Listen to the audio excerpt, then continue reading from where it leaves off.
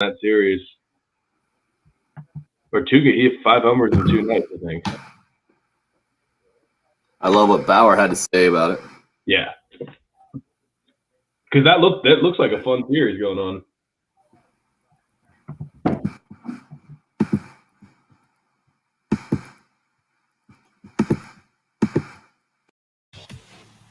Oh, good morning. Welcome to your week.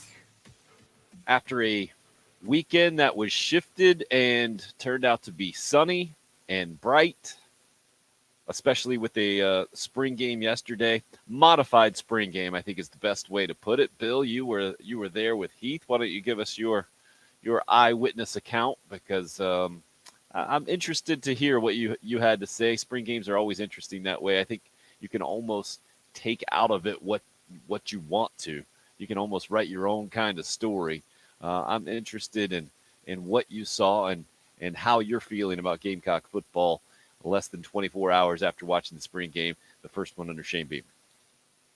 Yeah, I mean, it was as you said, a modified game. They tried to get through it.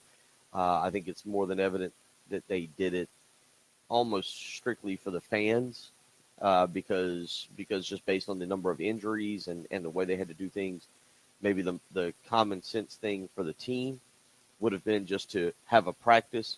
Although really that's what it turned into. But to have a practice because you had so many guys out, and kind of just tell everybody, hey, we'll bad weather on Saturday. We apologize. We'll reconvene next year, and we'll do it for the first time. But to have it yesterday, I think was fun. It was neat to be there. It was good to be in the stadium. Heath said it a couple times about just kind of changing the vibe, trying to change the vibe of South Carolina football compared to the last time that anybody was there, which was the Georgia game and the cloud that kind of hung over the program. And I think yesterday you got good weather. You got some performances by certain players that maybe you walk out of there and feel a little bit better about certain things. But at the end of the day, it's a spring game. And, there's not a whole lot you can take away, I think, from it. Just a couple quick hitters, and then I'll kind of let you guys tell. One, how multiple the offense is. I saw everything from shotgun with no running backs to an I formation. And that's something I just talked about in terms of Marcus Satterfield and what is this offense going to look like? What are they going to do? So that was good to see. And again, we'll see how that progresses as they go into a season and go into certain games. I thought Zaquandre White, you like that. Obviously, they've got Kevin Harris and they'll have Marshawn Lloyd, hopefully both healthy when we get to the season. But in the SEC, you know that you've got to have multiple running backs to be able to carry the football. And Zaquandre White yesterday, I thought showed that South Carolina's depth at running back will be fine, that they've got guys capable of doing the job. And then Debo Williams, I really like him. He had transfer a linebacker there. I thought he was around the football, made several plays that I saw watching him, just focusing in on him. And I think Debo Williams is a guy you can get excited about defensively. And then the third one, I think you see the potential. I don't want to hype him up, but you see the potential of E.J. Jenkins and what he could be, and maybe how he can be a mismatch, whether it's in the red zone or down the field. So those are kind of the quick takeaways that I had from the game. Nothing yesterday changed my opinion that this team's going to fight and struggle to win 7 games, maybe 8 games. But there are some pieces there, and it'll be interesting when you put the whole unit together. You get Kevin Harris and Marshawn Lloyd back. You get a few other guys out there that can make some plays and see what this team is capable of being in 2021. Patrick, what do you take away from the spring game yesterday? Not much. The television product was not super entertaining. Really? I mean, okay. Yeah, I mean, what did we see that we didn't already know? Not a whole lot. I mean, Jaheim Bell is probably the breakout player of that game just because of all the different things he can do. But is he going to play fullback or H-back come the season? I don't know, because we're also going to want our 2 running backs on the field, whether it's split back or something like that. You're going to try and find a way to get 2 running backs on the field. Satterfield's already said that. But yeah, I think I think the coaching staff's going to have their work cut out for them, particularly offensively, because the thing people always say on the offensive line is put your best 5 out there. That's why we've seen Sedarius Hutcherson play, I think, all 5 positions throughout his college career, because no matter what, you're going to get the best 5 guys out there. And I think it needs to be the same way on offense. If that 5 happens to have 2 running backs or 2 tight ends and a Nick Muse and a Jaheim Bell, figure it out. Do different personnel groupings, find a way to get them on the field, because it does seem like right now 4 of your 5 top offensive players could be running backs and tight ends. And as far as EJ Jenkins, it was exciting seeing him get the ball in the red zone. I would be surprised if he's playing substantially outside of the red zone, because I saw them try to line him up on not as a tight end, but like right off the line next to the tight end at the end of the line of scrimmage, and he had some trouble blocking. So he's either going to need to add a lot of weight between now and the beginning of the season, or he's going to be a red zone guy, which is fine because he drew a penalty and caught a touchdown in his first 2 targets. So that is what you would like to see from a 6'7" receiver.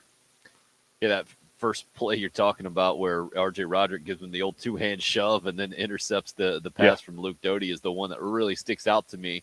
My general takeaways is I feel like I learned that Gamecock football from a running back perspective is going to be no problem at all. Zaquandre White looked much improved and was able to run the football effectively. And then, like you guys mentioned, Jaheim Bell, that was the surprise. A guy listed at tight end, just to hop right back in the backfield and looked very comfortable to me running the football.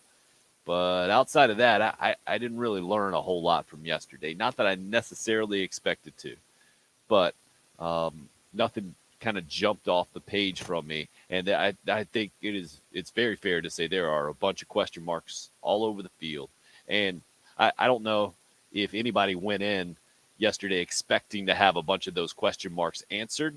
But if you did, I'm interested to hear what you saw there. For instance, Craig went to the ball game. He's up on the Facebook live stream this morning. Says, I thought Debo, Bell, and Dial looked the part. Zaquandre White had some big-time cuts. So he's talking about what you mentioned, Bill, and the Delaware transfer, and Debo Williams at linebacker, Jaheim Bell there running the football, even though listed as a tight end / eighth back, and then Marcellus Dial, another newcomer to the defense, an important piece of the defense coming in at a thin secondary. Make anything of the defensive back position overall, Bill? And what about maybe the new defensive coordinator, Clayton White, and what his group did as a unit yesterday? No, in what you said, I didn't know what I was exactly going to watch. And it is funny. I was laughing. You guys were saying that the first carry Jaheim Bell has, Heath and I are sitting up there in the press box. We didn't have a spotter. I realized how difficult that is. It's been 2 years since I've called a spring game with Heath. And that means 2 years. My eyes have had a chance to get a little bit older. And sitting up where we were, it becomes a little bit more difficult to see the numbers and to figure certain things out quickly on the fly while you're doing a radio game. And so we didn't know. I was going to say number 20-something, as I could tell, gets a carry.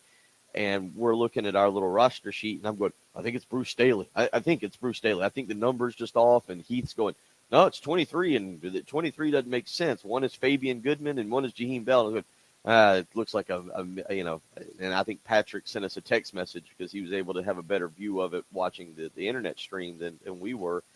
And so we were able to get the answer from our spotter all the way back in the studio. There that was able to tell us Jaheim Bell, but I didn't know what I was going to watch. And I think a lot of people were that way. You didn't know what the offense was going to look like. You didn't know what the secondary was going to look like. If the receivers were good, it meant the secondary was bad. If the secondary was good, it meant the receivers are awful. And there were certain things that individually stood out, but I don't think I took anything away. Cam Smith looks confident. It looks like even though it's his own teammates, he's ready to carry on the tradition of trash talking in the secondary. And there was nothing that I watched. I did think they blitzed. They started blitzing there at the end, and you saw some good things. But again, they were getting to the quarterback, so you say, well, the offensive line struggled in pass protection, which I still think pass protection is an issue there. So I don't know if there was anything that I learned yesterday. I'm like you. We'll see them in what will essentially be a preseason game against Eastern Illinois that they should win just by being able to run the football 55, 60 times in that game. Give it to your running backs. But then you get East Carolina, then you get Georgia, and it'll probably be East Carolina before we really get to find out who this football or what this football team is about. Cool Care Heating and Air text line, 803-404-6100. You can also call us at that same number on the Love Chevy phone line. Steve hits us up via text. It's great to have a head coach that has the passion Coach Beamer has. He really loves this place, wants to be here, has the past players back into the program, headed back in the right direction. So Debo Samuel and Shi Smith on the sideline yesterday. It was DJ Swearinger. A video came out over the weekend, I think meeting with the team either Friday or Saturday and giving them the message of mind, heart, and grind, I think were his three keys of the idea to take into the offseason. Bill, you mentioned, I think, quarterback play there for a second. Patrick, I was telling you, I think we agreed that Luke Doty was by far the headliner going into this thing. What's he going to look like? Sitting in the pocket, hitting some receivers. 5 out of 7, I think, his numbers in the 2 quarters passing, and helped march his squad up and down the field relatively easily. But I think the offense averaged about 4 yards a play on both sides of the ball, really. I didn't see anything from Luke Doty yesterday that I hadn't seen in the 2 games of action, where it was a little overwhelming and not necessarily overly competitive from last year's standpoint. What did you see yesterday, Patrick? Did you see anything that I did not? No, it was under 10 yards a completion for him. I'm just looking at the stat sheet here. It says 5'7", 54 yards. I wanted to see him push the ball downfield and really make some aggressive, difficult throws. But I didn't see any of that. So, I mean, it's what we expected. He looked good. I didn't think he was asked to do anything spectacular that we haven't seen before. So, yeah. Bill, you look confused. His longest pass was probably that shot to the end zone, right? Wait. That got broken. That was picked off. Right. You said under 10 yards completion? Yeah, the math. 5 so for 7, 50. an attempt, maybe. Oh, yeah. Yeah. Yeah. That's it. No, that was the only thing. They talked about it, and we talked about this on the broadcast. And I think 2 things about Luke Doty yesterday, and again, why it's still so hard to judge this team. Marcus Satterfield and Shane Beamer both had said very early in spring camp, the focal point, or one of the big teaching points for Luke Doty this spring was to learn to be a quarterback. Don't use your legs, which is one of his strengths. That's what makes him. That's why he's considered, or why he was considered, a big-time quarterback prospect coming out of Myrtle Beach, was the ability to scramble and make plays with his legs. And it was a play yesterday. So they scrimmaged. If you're just coming out from under a rock and you're unfamiliar with what happened, they scrimmaged for 24 minutes. They had 2 12-minute quarters that they kept stats on. And then they went to situational work, 3rd and 2, 3rd and 5, 3rd and 9. They did not keep stats on those, and that's how they did the scrimmage yesterday. And then they did some goal line work. And there was a particular play during that situational work at the end of the game, or whatever you want to call it, the festivities, where Luke Doty rolled to his right, had a play, rolled to his right, and I'm going to give him the benefit of the doubt that in an actual game, he would have run the football. He had a lot of green grass in front of him. He would have taken off and run and picked up at minimum 5 yards, and maybe would have run it in for a touchdown. I think he was at about the 20. And instead, he tried to throw it to Josh Vann in the back of the end zone. I think it was Vann in the back of the end zone. He was triple covered. It was an awful throw. You should never make that throw, but he was in the back of the end zone. And so I just felt like, as I watched Luke Doty yesterday, he was doing what the coaches asked him to do, which is be in the pocket. Don't try to use your legs right now. Learn to be a quarterback throwing the football in the pocket. And he had an awful throw to, I think it was Vann again, in the actual scrimmage, where Vann was on a crossing route, and Doty just didn't get him the ball. He was wide open, and it would have been a first down. And he came back on the very next play and threw a great pass to Dakereon Joyner on a deep out pattern that ended up going for a first down.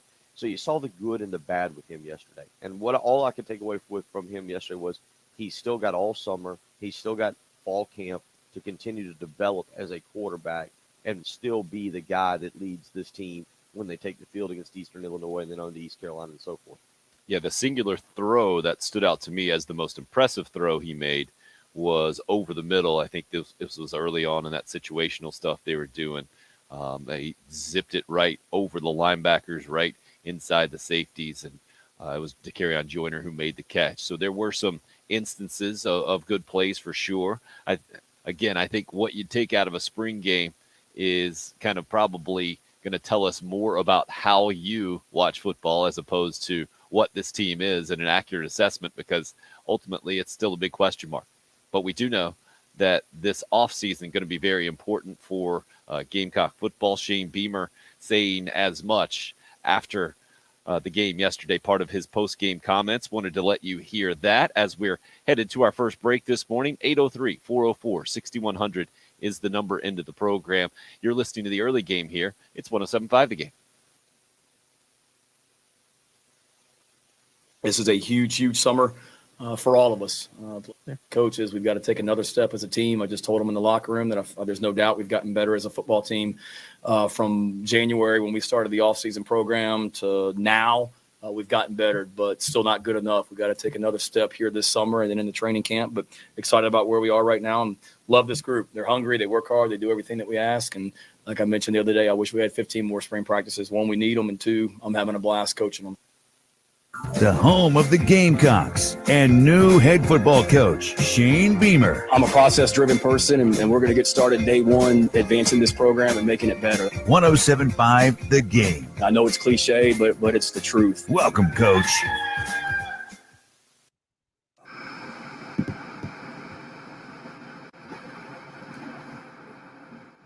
That whiteboard needs some work, sir. So, yeah. You just got nobody puts the whiteboard in the corner, is what I heard.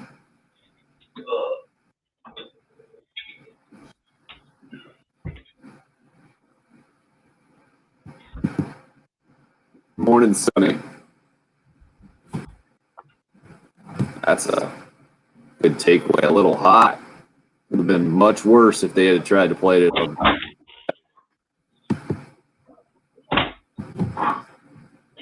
It wasn't that bad on Saturday. Right.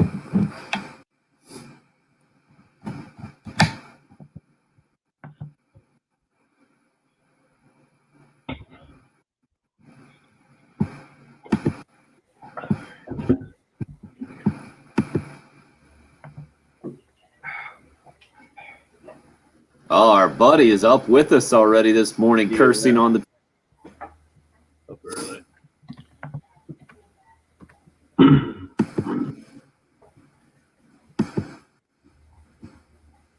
What time do you think he gets up? Like, you got to have a lot of energy to be that way. I feel like he's getting more aggressive.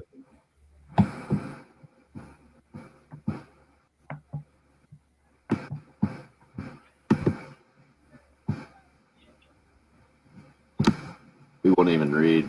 Oh no, 'cause it looks like Heath just replied to him on Friday. Yeah. He knows how to get Heath to reply. I think he's becoming angry that we don't reply. What, you guys aren't helping me out? It was on Thursday, maybe. We're not helping you out? No, that's what he's saying. No. Come on, guys, get him.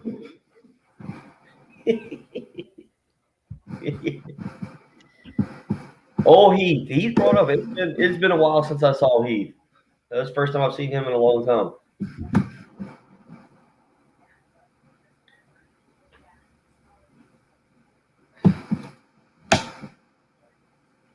We almost had a massive issue. They didn't. I didn't eat going down there, and they had no food in the press box. I ended up at the concession stand. Got some M&Ms and some pretzels. No balanced lunch, huh? It was a very healthy day.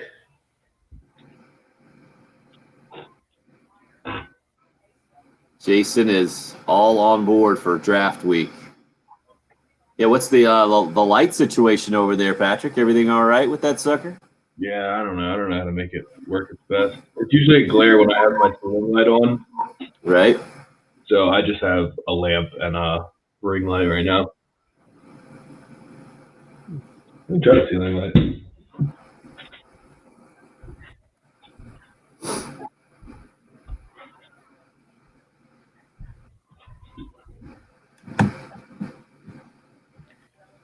Shin, did you see my note about Grill Bill? Oh yeah, we got that today. Oh boy. Unless that was a note that we don't. I have a participant and a phone number in that little private chat deal. Maybe give a shout about 7:30 or so just to see. That sound like a plan to you, Jim? I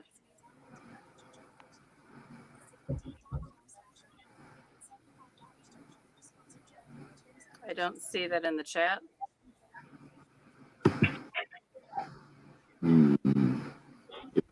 It was before you sent yours. It's not sitting there. The only two I see are my two. Okay, I'll resend it here. Oh, weird. Weird.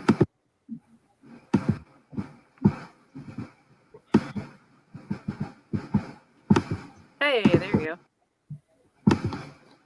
There's the other thing I sent there. Okay. Thank you.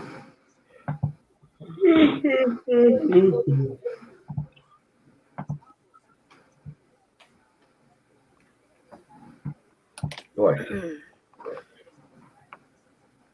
And do we have another soundbite we can come back to?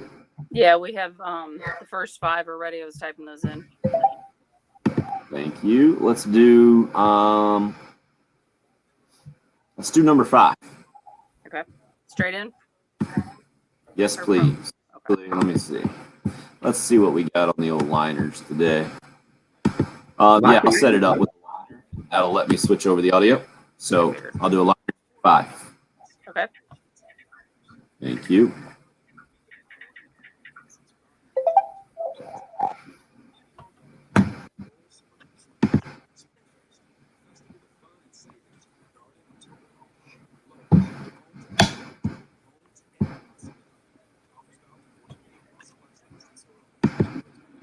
Okay.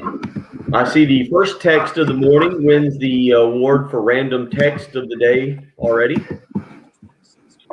And there, Frank. Yep, on Madison, on old Mad Bum. Or buddy Thomas from Swansea sending us some links. That's interesting. Okay, never mind. We have a new winner. That's just whoa boy. Me and my cat, huh? I don't click on the link, buddy. Thank goodness it's not a work computer. I feel like you might have just had an issue with HR if you clicked on one of those links.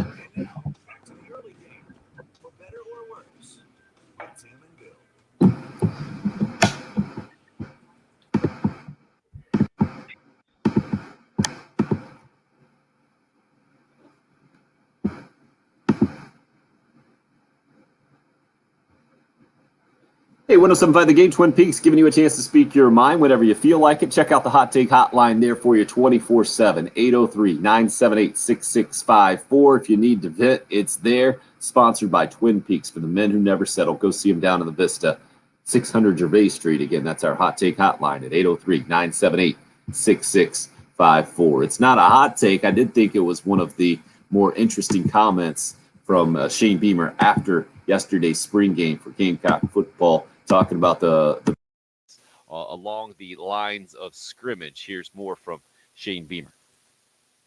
Known all along, I mean, we're pretty good up front, and I've said it. I think if you're good on the offensive line, and you're good on the defensive line, and you're good at quarterback, and you're good on special teams, you got a chance. My dad taught me that a long time ago, and he's right.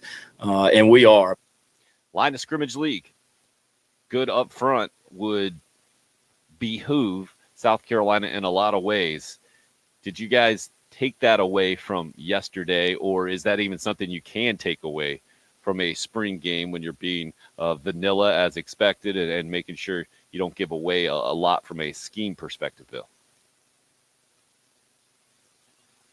Yeah, I don't know what to take away from with the lines of scrimmage. I do think that South Carolina, based on what we know, which is last year, that the offensive line run blocking is good. When you have a 1,000-yard rusher, that doesn't happen by accident. You have to give credit to some of the credit to the offensive line. Some of the credit goes to the running back as well. And to see them yesterday with Zaquandre White, I don't think it's a fluke. I think that you can continue to say that whatever it is that those guys' strengths are, one of them is definitely run blocking. And I think that South Carolina will be very good in the run game in 2021. The pass blocking, though, however, I think still leaves a lot to be desired.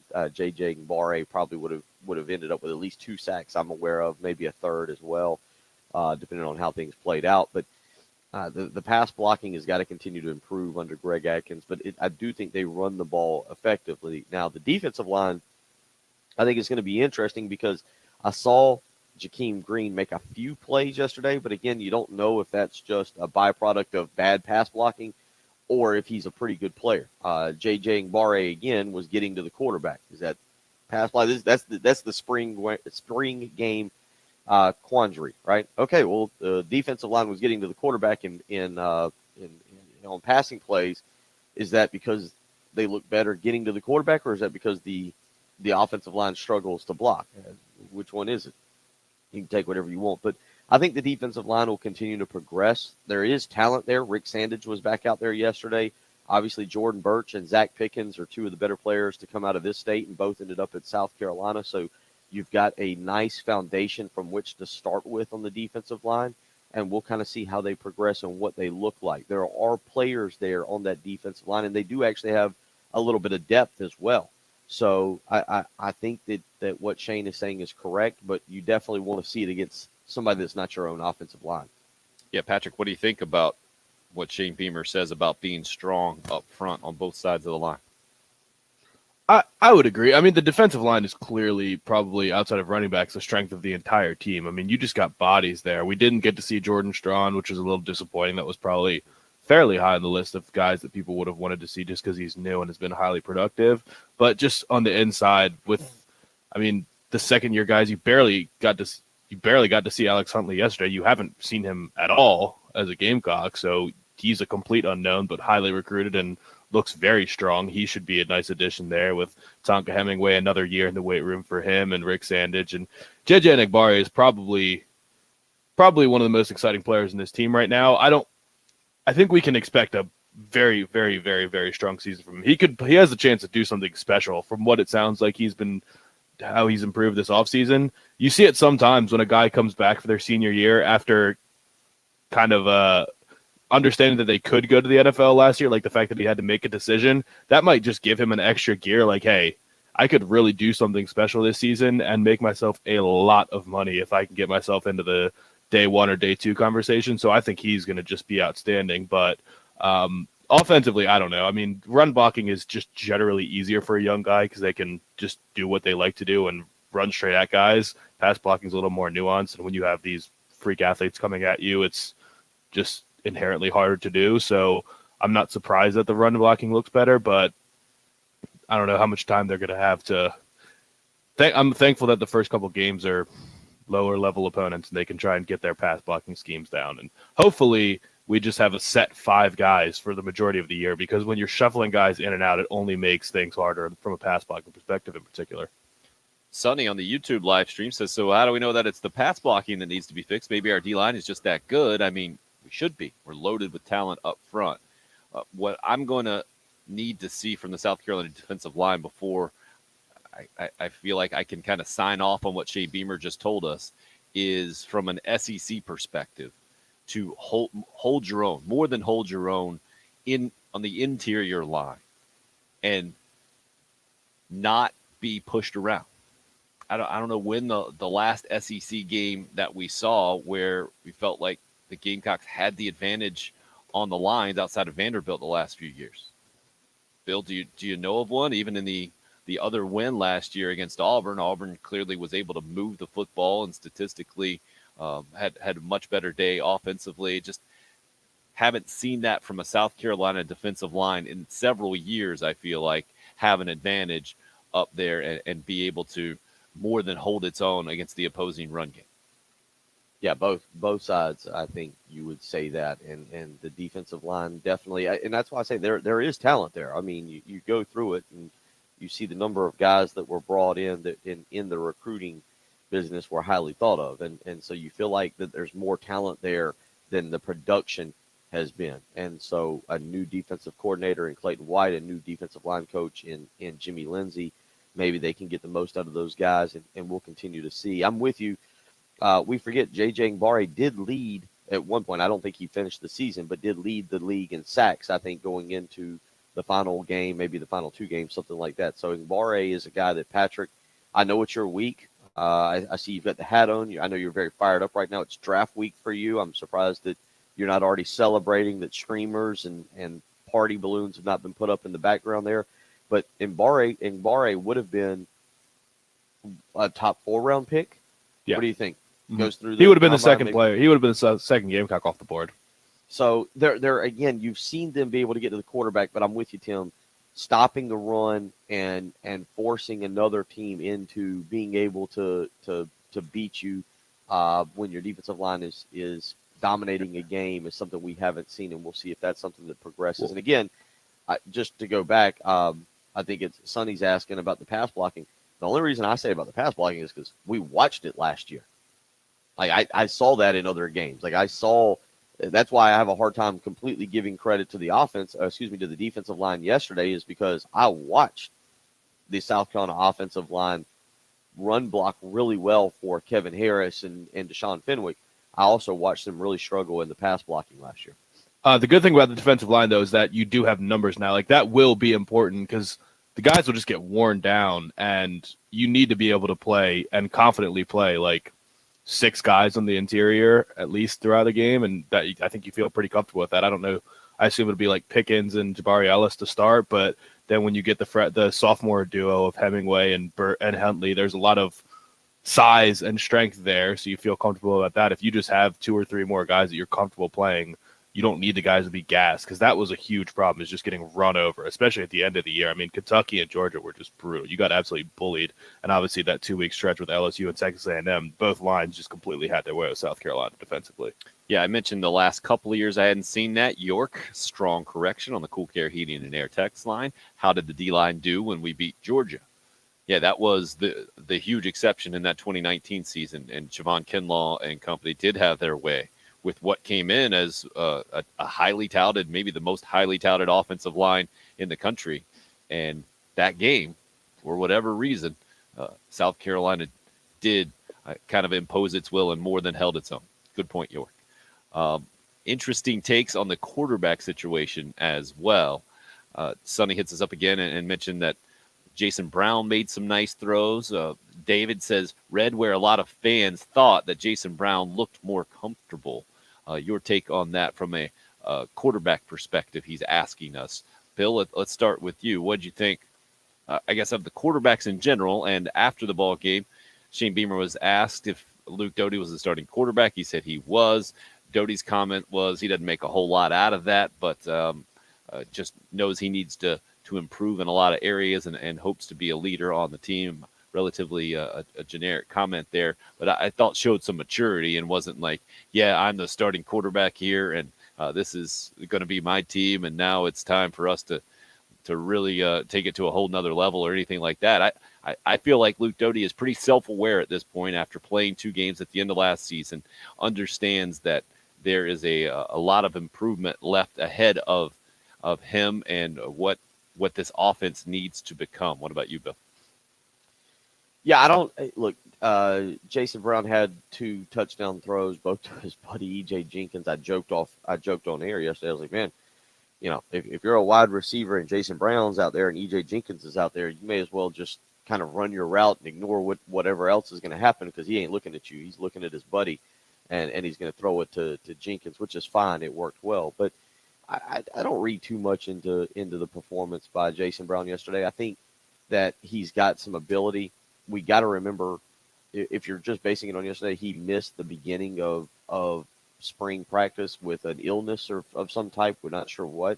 So he was a couple practices behind. And I don't read too much into it. I'm interested if he continues to learn the offense, what he can develop into. But Also, remember that secondary was depleted to begin with, and both touchdowns he threw came against the either the second or third or walk-on teams. Like that was not throwing it against Georgia or Texas A&M, the good teams that South Carolina will face. So he's got to still get better at progressing, and he's got all summer to do that. And that's kind of what I take away for the whole team, including Luke Doty. Luke Doty is going to have to continue to progress as well. The one thing I'll say for Luke Doty on yesterday, I stay intrigued by what he will do in an actual game where his legs, I think, are more of a factor.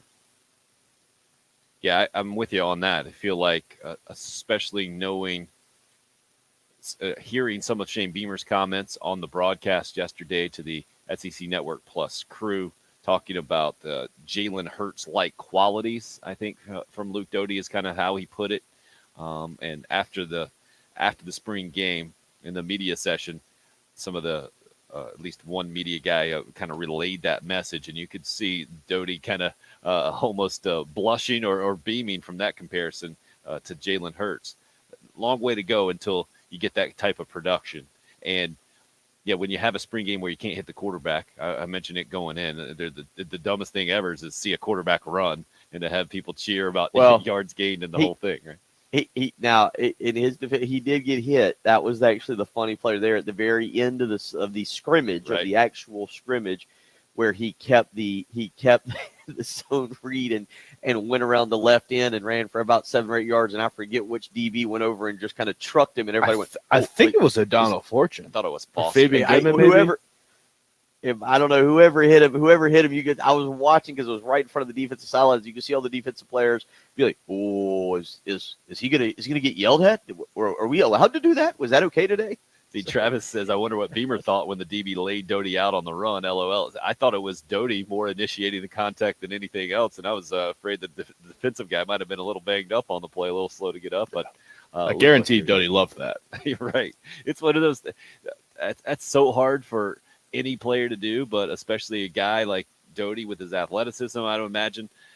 I give him a bunch of credit for not running as much as I've seen other quarterbacks run the football in these type situations, because your instincts a lot of time take over. It seemed like a very concerted effort yesterday to make sure that wasn't a part of the offense, where I think we will see a lot more of that come the fall. We will hear exactly what Shane Beamer had to say about his starting quarterback and let you hear some of Doty's comments when we come back as we roll on this morning. Appreciate all of your thoughts and love to hear more. 803-404-6100. You can call or text. Up and rolling on the Facebook, YouTube live stream, also on Twitter on the station handle at 1075 The Game. That video stream sponsored by Buford Lending. It's the early game. It's 1075 The Game. The home of the and new head football coach Shane Beamer, 1075 The Game. Today is an absolute dream come true. Not just to be a head football coach in the Southeastern Conference, but to be the head coach at the University of South Carolina. Welcome, coach.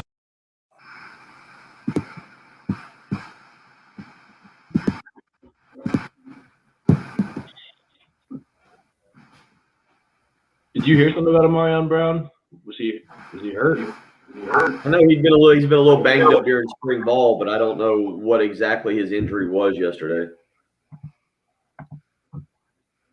Man, if Jeff Dillman was still the strength and conditioning coach right now, be a high level of intolerance of spring injuries. Yeah, it was.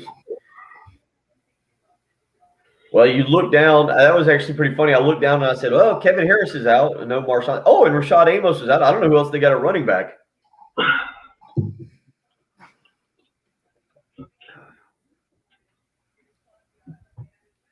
Yeah, let me see the stats. The kid from Sumter got a couple carries, 8 carries. Wynick or Harris Wynick, yeah. Wynick. Also, Bill, you multiple times called Jordan Strong Jason. I was going to try and correct you on the I was going to say it in your ear. You said Jason Strong. I want to be like Jordan, but I just thought it might come across that I was. Even as you say that now, I still believe his name is Jordan Strong. I have to. It is. No, it is Jordan. Okay, I still believe it's Jason. Sorry. Now you confused me for the rest of my life. I will never get his name correct. I think that's part of your charm. Yeah, that was. Yeah, I'm. It's Waynick, not Wynick. That's what reminded me. Do I know? Nah, never mind. What did you say? Is what? He didn't say that. Never mind. Oh. Who's the offensive lineman that's going to get drafted this year? Like Gamecock. Donnell Stanley. Already in the league. He's coming back around for another draft. Is he still on the roster? Let's see. I don't know. He was with the Dolphins, I thought. I could be wrong. Yeah, he was. Practice squad. I don't think he ever made it to the big roster, did he? Travis was really hard. It took a little while. He signed with the Bucks in February. He got released over the summer.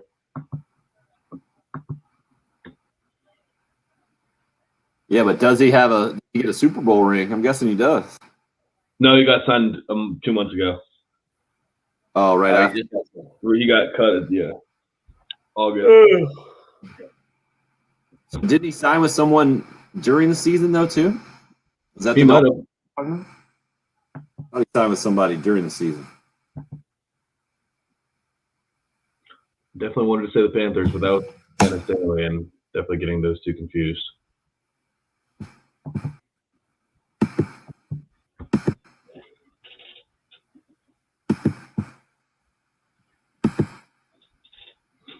All right, now that's draft week. What are our top draft storylines? Did you see the 49ers news yesterday? Nope. There's a lot of – I think Adam Schefter reported early in the day that the 49ers had made their decision, and then Ian Rappaport tweeted last night, wound everybody up and said they're down to Mac Jones and Trey Lance. Which means they're definitely drafting Justin Fields.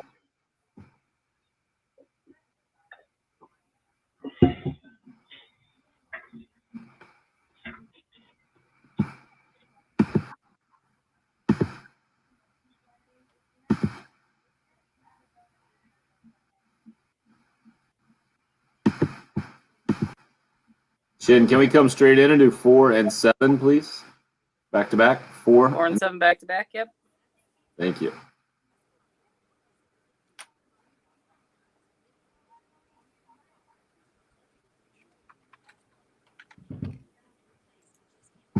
Not too hard. I mean, the play-by-play, I don't know. It's two people who don't know how to stop talking doing play-by-play. It's a lot of words in one mic. Wait, you guys were sharing one mic? That doesn't One. I should. Yeah, no, we weren't passing it back and forth. Yeah. It was. Yeah, I bet it was entertaining. Yeah, it was.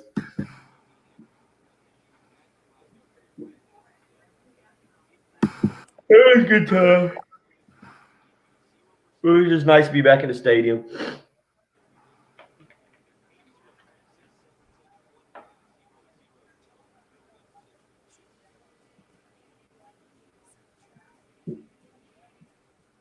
David has, do the Panthers take a quarterback and trade Darnold? That's his question, Patrick. No.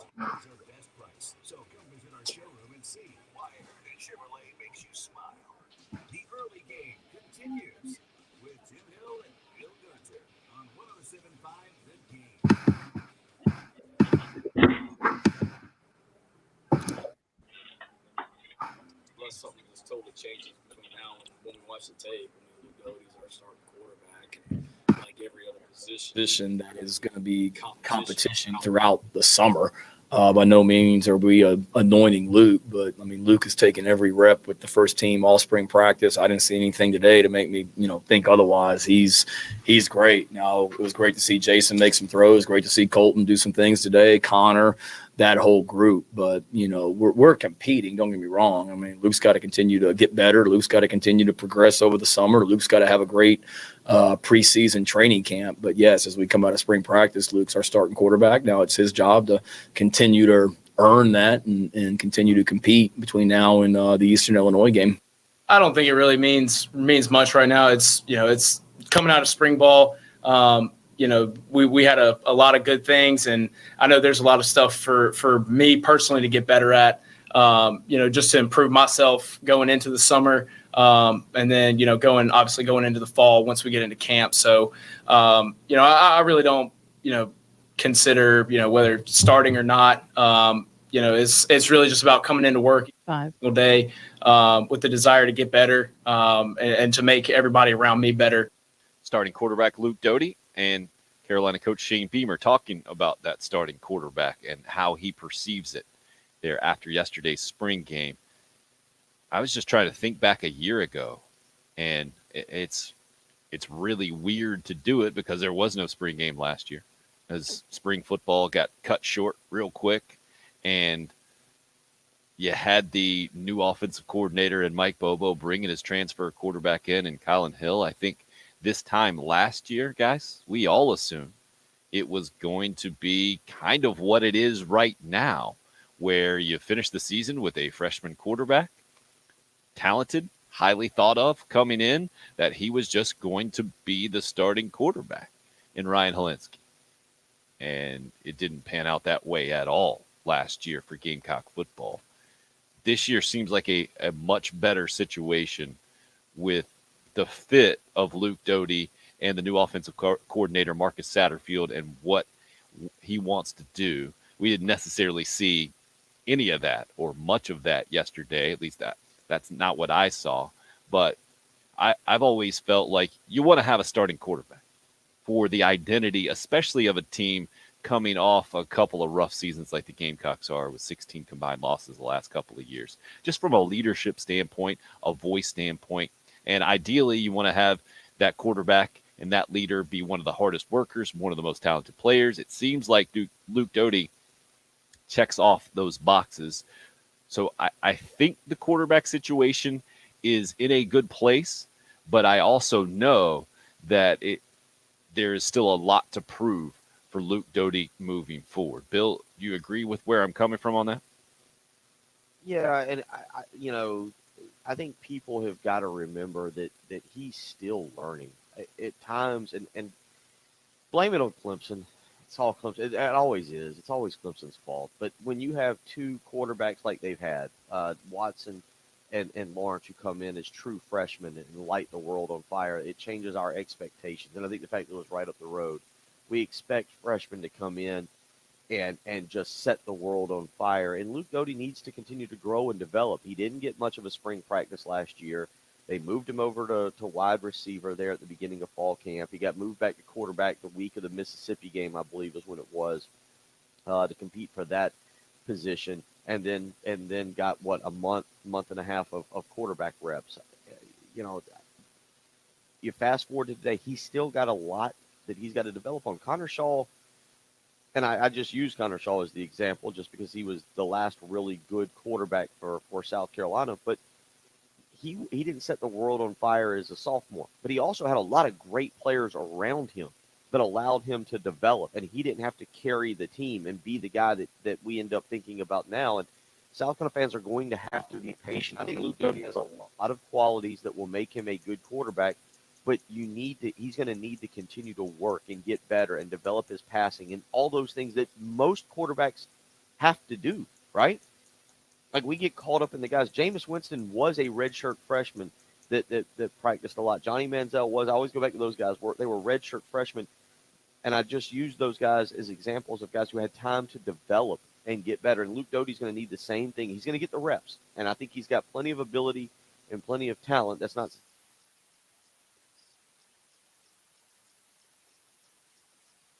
both those guys you just named had 1 year. So Luke Doty's had 1 year now. So when you say patient, what does that mean? Like, if he doesn't light it up against Eastern Illinois, people aren't going to be happy.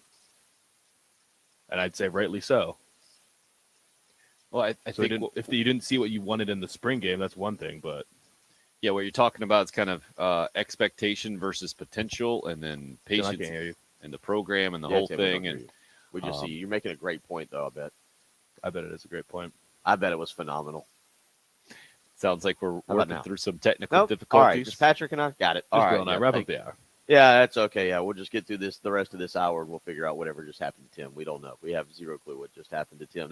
That's how you do a Monday morning radio program. Baseball. We didn't even get into the baseball. We'll get into that in the next hour. It is draft. 45. How you feeling, Patrick? I'm excited. I got the draft top 5 drafts Not hearing you. on the board behind me. I got to readjust the board to get this lighting correct because it is a big All right. week. The board will be in use this week. We got for sure. we got draft week. Patrick is full steam ahead. We'll get into the baseball series. They did wrap it up on Friday. We haven't spoke to you, or you haven't been able to offer your opinions to us since South Carolina split the 2 games on Friday, and of course yesterday's spring game as well. We'll even find a way to get Tim back involved in the program. It's the early game on a Monday.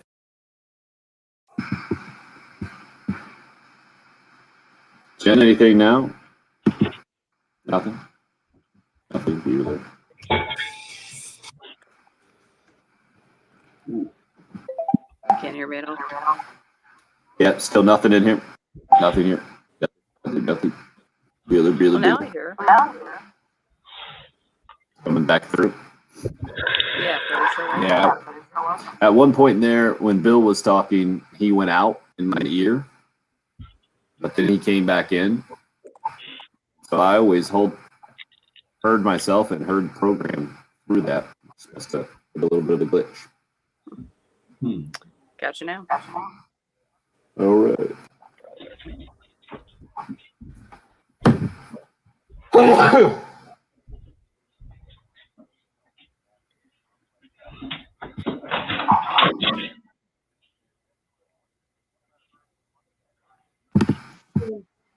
This is annoying.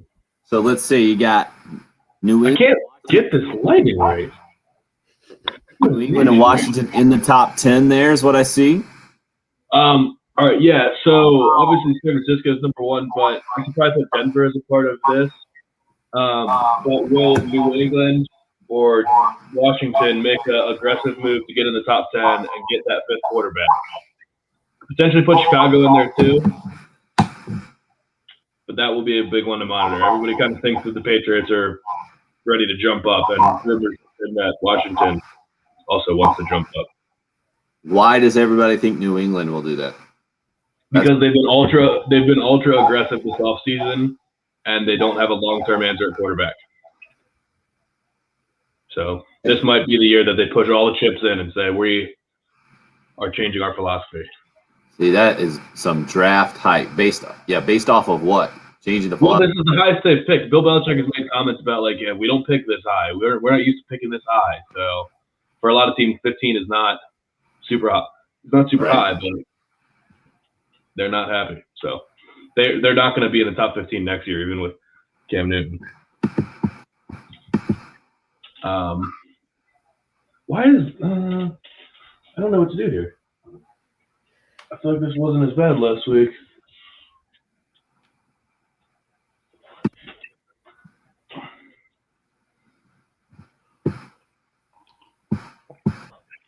All right, I love our buddy. First seen at 6:16 on the text line, and then just came right back in at 6:55. Yeah, I think I wonder if he watches on the live stream and knows that we talk about him, or if he. I mean, I don't think so.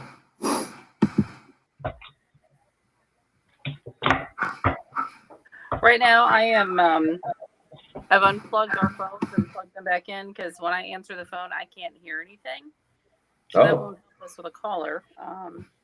So Gamecock it's Larry. recording I hope he's blaming you and not Tim. right. Well, we had somebody who's trying to call. It's like I got nothing. Did you check the routing deal there? That shouldn't be in the receiver though, right, Jen? I would think I'd still be able to dial out, and I was trying to do that. I wasn't having any luck, but I will check that and just see if that Well, do we have any call-ins? Any call-in shows that we would have routed the phones? No, not since Friday. All right, let's see. How do shadows work? Shadows work? Yeah. Like, why is my shadow on when I turn this light on? My shadow is blocking. 6 more weeks of winter. I don't understand what I'm doing differently that the whiteboard is not clear to see right now. I need to keep experimenting here.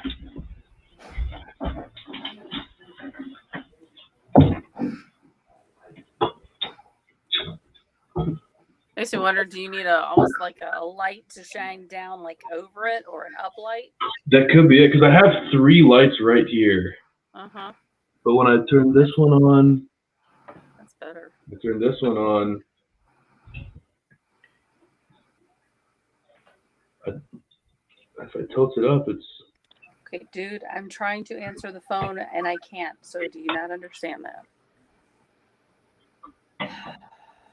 There's a lot happening on this live stream right now. Seriously. I know. I don't understand lighting. Tim's the TV guy. Yeah, right?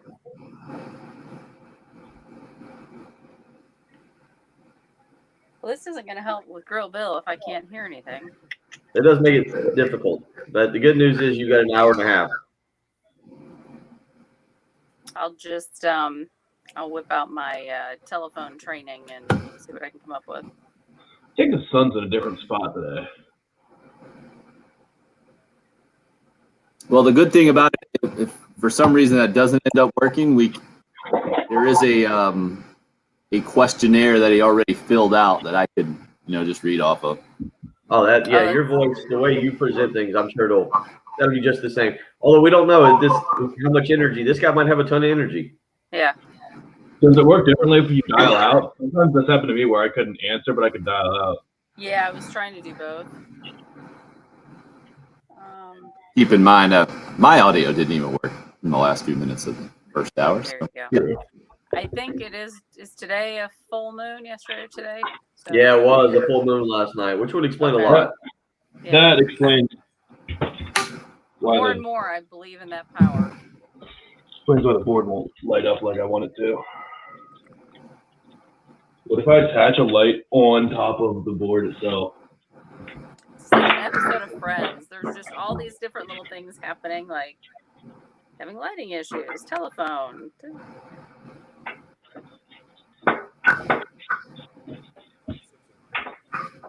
Come on. Let's head back on, Patrick.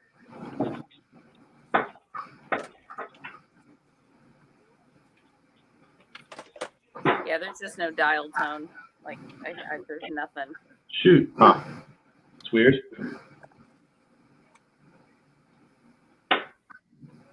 So the guy calling 15 times does not figure this out. Okay, you guys are up. How do shadows work? Might be my favorite question I've ever heard on the show. Patrick's still adjusting to his whiteboard over there, trying to make it happen. It's not looking. It's a Clark Griswold moment, isn't it, Bill? Isn't that what you're seeing right now? It's trending in that direction. That's a little bit better. That's a step in the right direction. I think it might be a step backwards. You can watch this magic. It does constantly. Now I'm over here hiding behind like a door frame, so like I'm in the shadow at my place. Tim's got perfect lighting. Jen's in the studio with even better lighting. Patrick looks like he's in a cave. I don't know how your room. It does feel like you don't have any lights on in your room whatsoever. Well, I do, weirdly enough. Now we don't have Patrick. Okay, this is going well. Oh, technology's fun this morning. Welcome in. Hope your Monday's off to a good start. Sometimes it happens on a Monday morning, especially. Work through some stuff, see what we can overcome. That's where Gamecock football is right now, and Gamecock baseball. Bill, you mentioned it. We didn't even talk about it. It seems forever ago in my mind with the day-night doubleheader on Friday. South Carolina a huge win and performance in that first game on Friday afternoon to knock off one Arkansas, have the chance to take 2 out of 3 in the series, but then kind of fell flat in that Friday night game, and Arkansas taking 2 out of 3 and ending the Gamecocks' run of 4 straight series, and 3 of those by dropping the first game, right, and then coming back and winning the rest of them. So that trend has ended, and yet still in pretty good position. I think the RPI at number 10 right now in the country, and you get a series at Ole Miss, which is number 15, I think, from an RPI perspective. Mississippi State's not far behind. Who's up next? Tennessee is a top 5 team, I think, in RPI. The schedule is challenging, and yet from a national power rankings or RPI perspective, Carolina baseball is going to be right there as the season kind of winds down in the last 4 SEC series left now. And what we saw against Arkansas, I was relatively impressed, and yet it wasn't quite enough to knock off what is really a really, really good team. And I wouldn't be surprised, though, to see both of these teams challenge certainly to get the College World Series. And I think Arkansas favored to roll in there. But what I saw from the Gamecocks, not far behind. And Mark Kingston's comments, I think, after that loss in game number 3, where they dropped the 2 out of 3 in the series, is that what he takes away is that Carolina is really close right now, really close to where they want to be. They've come a long way, just not quite there this past weekend against Arkansas.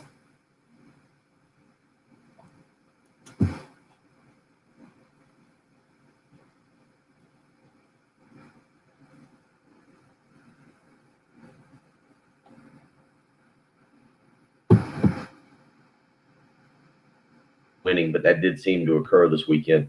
So, or last weekend. But the bottom line is that to me, Tim, is the big concern, the bats.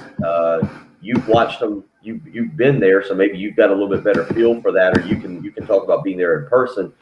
But when you see what happened on the Friday frontline starters, I know LSU's Friday night guy is fantastic. I know Arkansas is really good with their bullpen. But guess what? When you get to the super regionals, if you get to Omaha, whatever we're talking about advancing to the College World Series, you're going to face upper echelon pitching, and your bats have to be able to generate some runs. And at times, South Carolina goes so silent. That's my concern. I think the pitching can match up with anybody, but if you can't score some runs, you put a great stress on your pitching staff. Yeah, 5-1 the final score in the nightcap on Friday night. Trying to get these days right is a weird Thursday-Friday series, right, where you get the 2 games on Friday.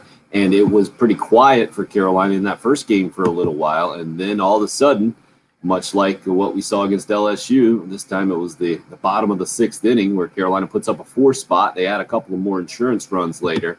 And it just saw the feast, the feast or famine mode, I know, thrown out there by, I forget which listener it was. And that's exactly what this team has been. And they got on that run. And then that was about it from an offensive perspective. But that's how it's going to be with Arkansas. Kevin Kopps gets back in, and that nightcap game, and you can forget about it. But Carolina just with 2 hits in the series finale and the series opener against Arkansas. I hear your concern there. I think that it is a legit one, but I think the entire body of work is big enough now for South Carolina baseball to say, no, a legit host type team in a regional right now, not quite a legit move past the top 16 teams in the country to the top 8 teams in the country, I think is a fair way to evaluate Carolina baseball. But if they continue to win games down the stretch here in what, again, is going to be a very challenging last 4 series of the season.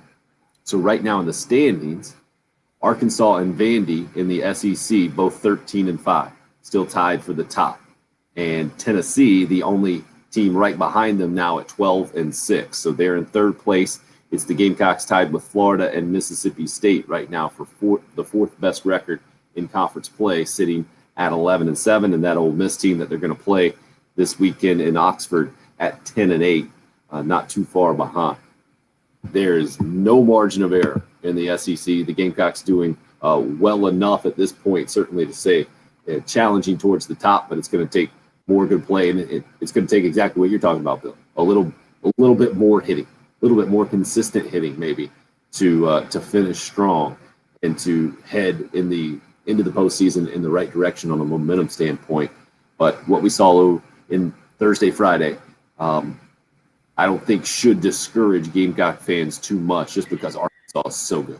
Well, there's two ways to look at it. Either South Carolina baseball was so consistent and so good for so long that you looked at yourself as a national title contender, and series or being competitive. When you lose 6-1 and you lose 5-1, I know on Friday morning we talked about, hey, the Thursday night game kind of got away from South Carolina. It was a tie ball game. It was 1-1 going into the 7th, and so the score was a little deceiving with how things played out.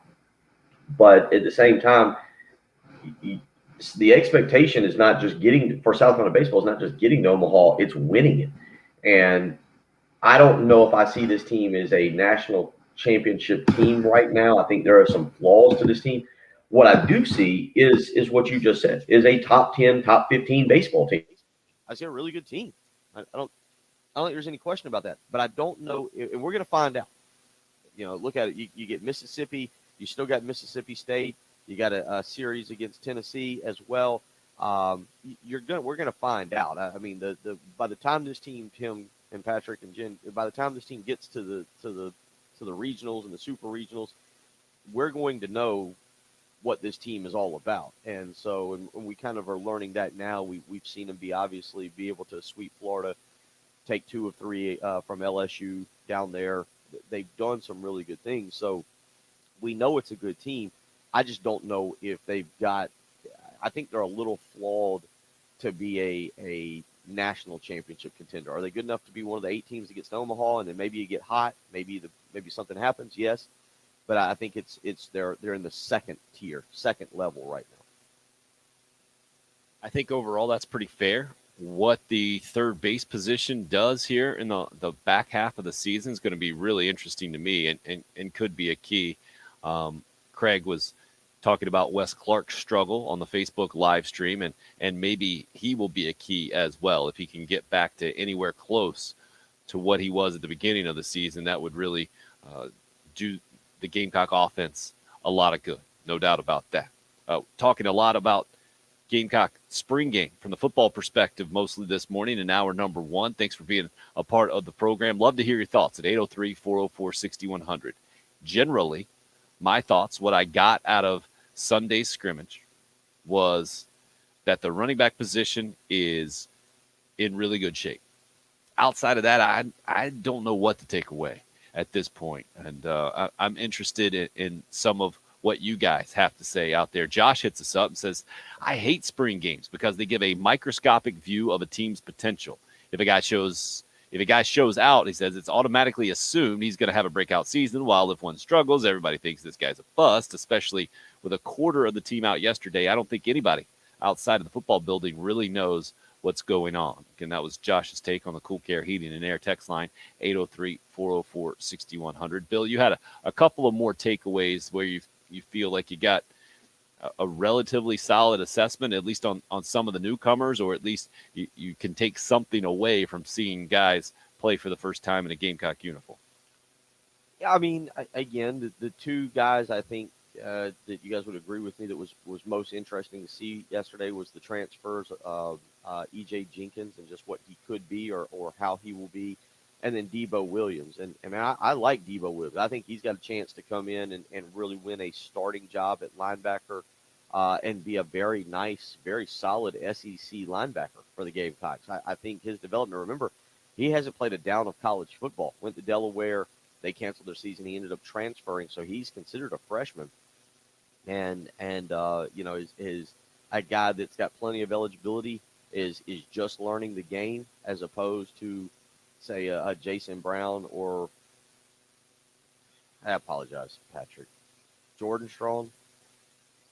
Man, you just did his head. I got that Patrick's right? in his head. Yep, Okay. that's right. Off air, apparently I called him Jason Strong. This was discussed on the live stream. If you're Off not air, on the air, you wouldn't yesterday. know. But yeah, but apparently yesterday during the the telecast, the broadcast, whatever, I called him Jason Strong all day long. So now I've already forgotten his name. So, but he's a senior.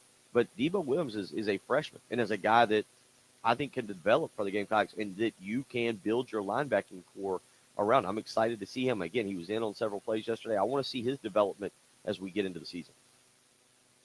Development, I think, might be the key word now. And I think that was almost a bad word in the Will Muschamp era of the lack of development was often talked about. And developing in key positions, it's almost everywhere on the defensive side, but especially in the secondary where you don't have a lot of proven production returning.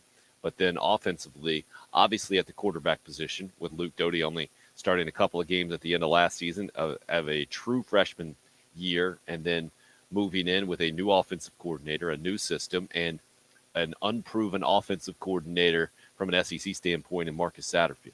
And then what do we take away from the wide receivers that we saw yesterday? I did think Dakereon Joyner looked the most productive I've seen him, making a few catches, not necessarily, I guess, in those technical, the first couple of quarters of the scrimmage, but in the more the situational stuff that they did after that.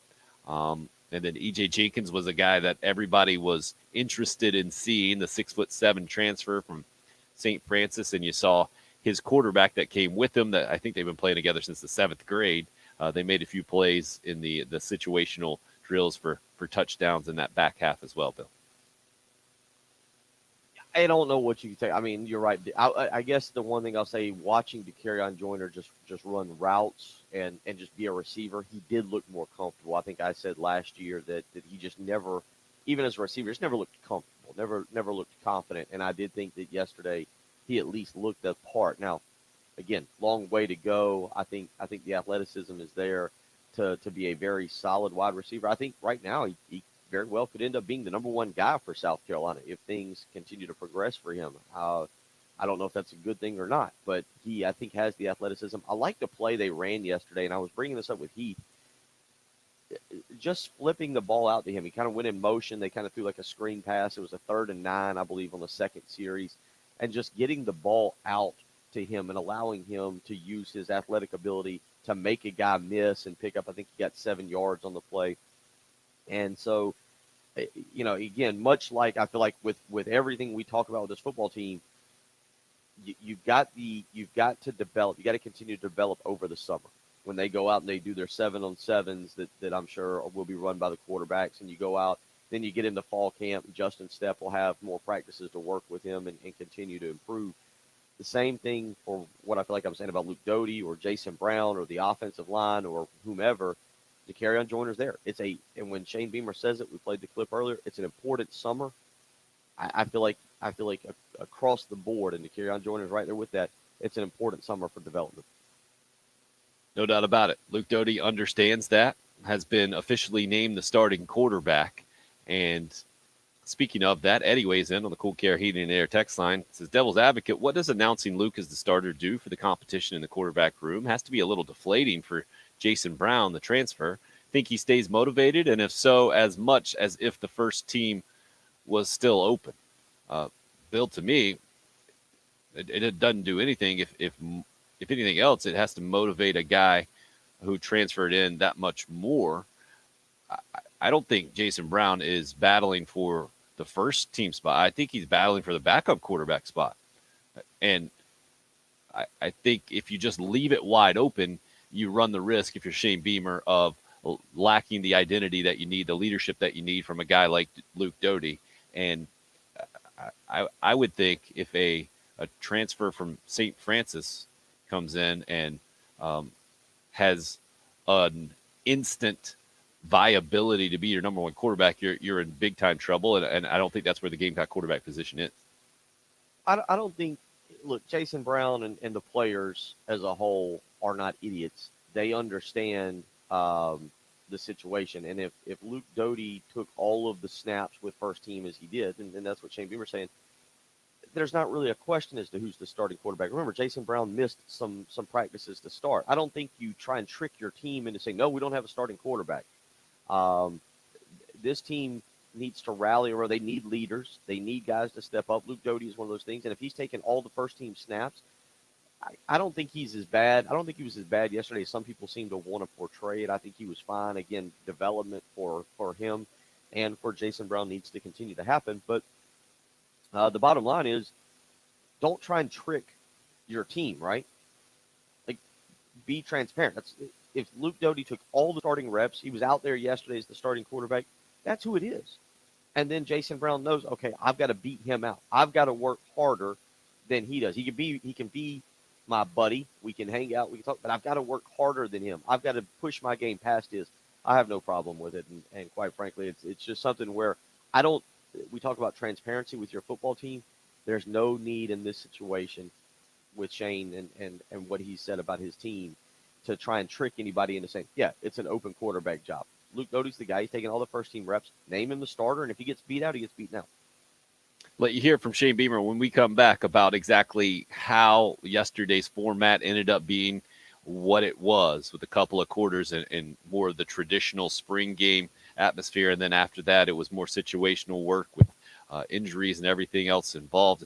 Hear from Shane Beamer when we come back. Again, 803-404-6100 if you would like to call or text. And up and rolling on that video stream, Facebook and YouTube Live, and on Twitter as well. The station handle at 1075 The Game. You're listening to The Early Game. This is South Carolina head women's basketball coach, and you're listening to the home of the Gamecocks, WNKT FM, Eastover, Columbia, 1075 The Game. It came to the spring game, and how about this? Another award that has been given out recently is the Mark of Excellence Award. Now, you may ask, what exactly is the Mark of Excellence Award? Well, I'll tell you exactly what it is. It is an award given to Chevrolet dealerships, but it's not just any trophy you put in the case. The Mark of Excellence Award is the highest honor any Chevrolet dealer can receive, and it's only given out to a handful of dealerships in the entire country. Guess who again won it this year? That's right. And for 2020, Love Chevrolet, I-26 in Harbison between Lowe's and Frankie's Fun Park, has once again won the Mark of Excellence Award. It's something that you get for the absolute best sales, service, customer care, everything that Love Chevrolet is always about. Go visit them, I-26 in Harbison between Lowe's and Frankie's Fun Park, or on the web, lovechevy.com. 60 amazing years. That's how long Love Chevrolet has been servicing you, families, others around the Midlands, and they continue to do it, whether it's the buy here, pay here philosophy, whether it's the 14 acres of Chevrolets, whether it is the incredible sales staff. Love Chevrolet has got you taken care of. Again, go visit them. Find out for yourself why they are once again honored to win the Mark of Excellence Award from Chevrolet. I-26 in Harbison between Lowe's and Frankie's Fun Park, or on the web, lovechevy.com. Get out to Love Chevrolet and find new roads.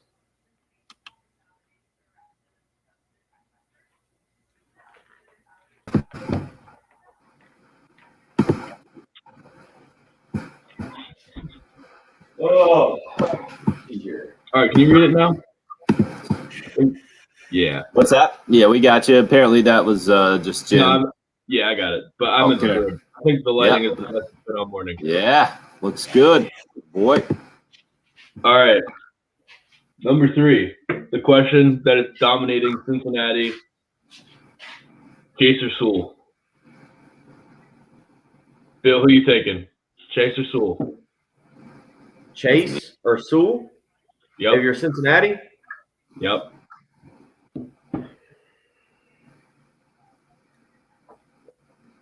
Sorry, Patrick, that was on me before. That's okay. I think you got to take, if you're confident in Sewell being a 10-year veteran and being the protector of Joe Burrow's blind side, I think you got to go offensive line. Agreed. They did just sign Riley Reef, and they do have Jonah Williams, so Penei Sewell might not be able to start this year. What if Kyle Pitts is there? I think you shore up the offensive line before you do the – it doesn't matter who your wide receiver is if you drop back and you're running for your life. Doesn't matter who your offensive line is if you have nobody to throw it to. Tom Brady would disagree. I was going to say. Tom Brady start a Hall of Famers. All right. Number 4 storyline is pick number 4. Kyle Pitts or QB for the Falcons. If Justin Fields is there, which he looks like he will be, do they draft the Georgia kid or take Kyle Pitts? Pitts. If Pitts is part of the calculus for the Bengals, would you take Pitts over Chase and Sewell? No way. No, still no. And then it appears that we're going to have the latest of the first defenders ever been taken off the board in NFL draft history. If no defenders drafted in the first 7 picks, that'll be the latest ever. 1999 from University of Georgia. Who was the number 7 pick? Defender. I think I have a strong inkling on that answer. Bill, you want to throw out a guess first?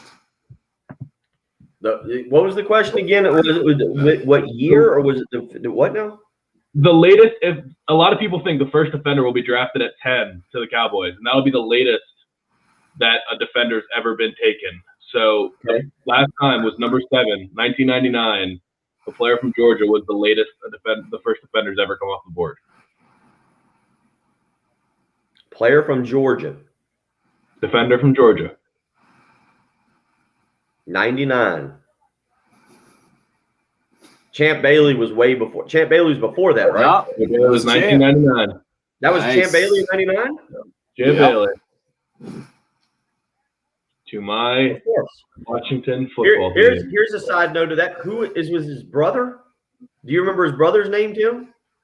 Patrick, Don't off think the I top did? of my head, but I remember he definitely had one. It wasn't a twin brother, or they were really close. He was a linebacker. Interesting first name. I think his first name was this. I don't. Maybe he's like Kool-Aid. Maybe that wasn't his first name. Do you know his brother? Boss Bailey. Boss Bailey. Oh, yeah, I heard that name. He might have gotten like some preseason time in Washington. No, he was a second round pick in 03. Oh, okay. 2. Boss Bailey was a second round pick. I've heard that name. That's what I'm reading here. Yeah. How about that? Younger brother? Older brother? Younger, 03 when he was picked. And an all rookie player in 03. Okay. 1999 draft. That's when Champ Bailey was taken.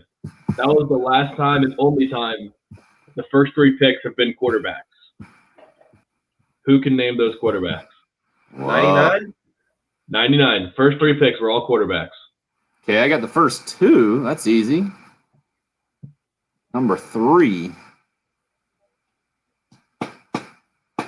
If you can just get them off the top of your head, but I'll give you hints if you can't get them. Oh, I think I got it. Who were they? Manning, Leaf, and Akili Smith. No and no and yes. Huh? It wasn't a Manning Leaf year? No, that was the year prior. Oh, the 90. Well, wait a minute. The 99 draft, though, the 99 draft would technically be the 98 season, right? Right. This is the year after Peyton Manning and Ryan Leaf went 1-2. And then their quarterbacks went 1, 2, 3 this year? The next year, quarterbacks went 1, 2, 3. Huh. And Akili Smith was 1. You're saying at number 3, right? That means it was Jamarcus Russell number 1? No. That was much later. I think later, yeah, I think the next year.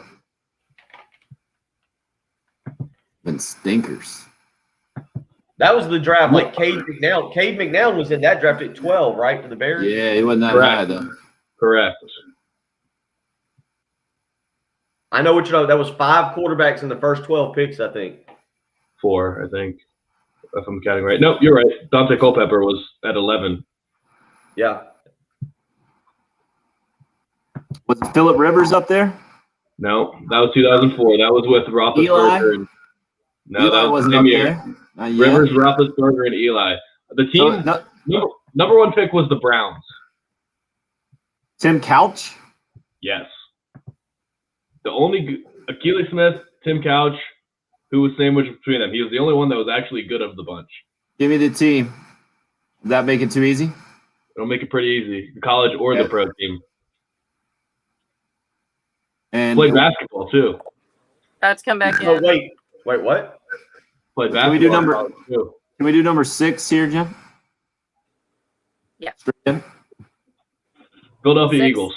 Okay, straight up. Oh, McNabb. Donovan McNabb. McNabb. Call. Too easy. We suck. Yeah, I'm still debating this. The 99 draft will be the 98 season, though. That was not – Manning graduated in 97? Yeah, and the draft takes place in March or April, so it was. Yeah, this is the 2021 I draft. thought Manning finished in 98. Turn it into a spring festival or spring It's the draft after it. teams across college football do. We got way too much work to do. And we didn't need to waste our 15th practice on county 5 up. competitions out there to entertain people. We needed to get better as a football team today. Shane Beamer, Carolina football coach, sounding very much like a football coach with that comment, didn't he? I was laughing. I was going to say it feels like the parent who's all fun and giggles and ice cream and rainbows. It also gets very serious. No, we're not having a carnival today. This is practice. We're out here to get better and work hard. I guess. Look, there was a lot of injuries yesterday, or there was a lot of injuries prior. I think. I didn't listen to the post game. I'm not gonna lie. Did he touch on R.J. Roderick yesterday? I'm sure he did. Post Just practice. mentioned that he got a little banged up on that play early on. Yeah, I was going to say you had enough injuries going in. R.J. Roderick, I believe, was the only guy who got injured during the scrimmage, so that was a success to get out of there healthy.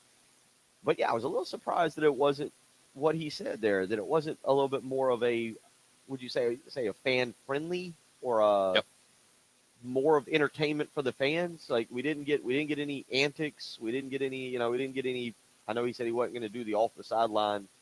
I thought for play sure that Darius Rucker would put on a concert at halftime.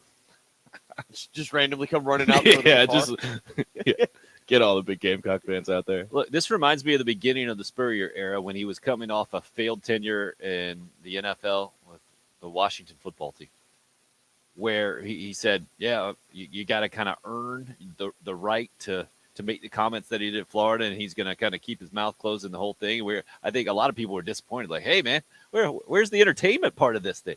I think Shane Beamer recognizes that he has a lot to prove as a head coach, and anything that is anywhere close to what you're talking about there, Bill, gimmicky or whatever, if you do that stuff, you have to also back it up with a bunch of wins. So I think he's got the proper order there. He's making sure that the team gets the work in first and then figures it out. And you're talking about being fan friendly. I hear what you're saying, but I think at this point with where they are from a depth standpoint, if that's what you were going to do, it was going to be a bunch of walk-on guys out there or guys that have not played and not exactly what he needed to see from his team in practice number 15, like we just heard. Well, look, you got, and somebody hit this up earlier, and I'll kind of go back on this. We're talking about the wide receivers. You got to see certain players that we wanted to see. However, a guy like a Marion Brown, and this is what somebody hit us up, I think, on the live stream, said they were looking forward to see him. He didn't play yesterday. Jordan Strong didn't play yesterday. Those are two guys, transfers, that are expected to make contributions pretty quickly. One on the defensive line and one obviously a wide receiver with his speed. So I'm with you.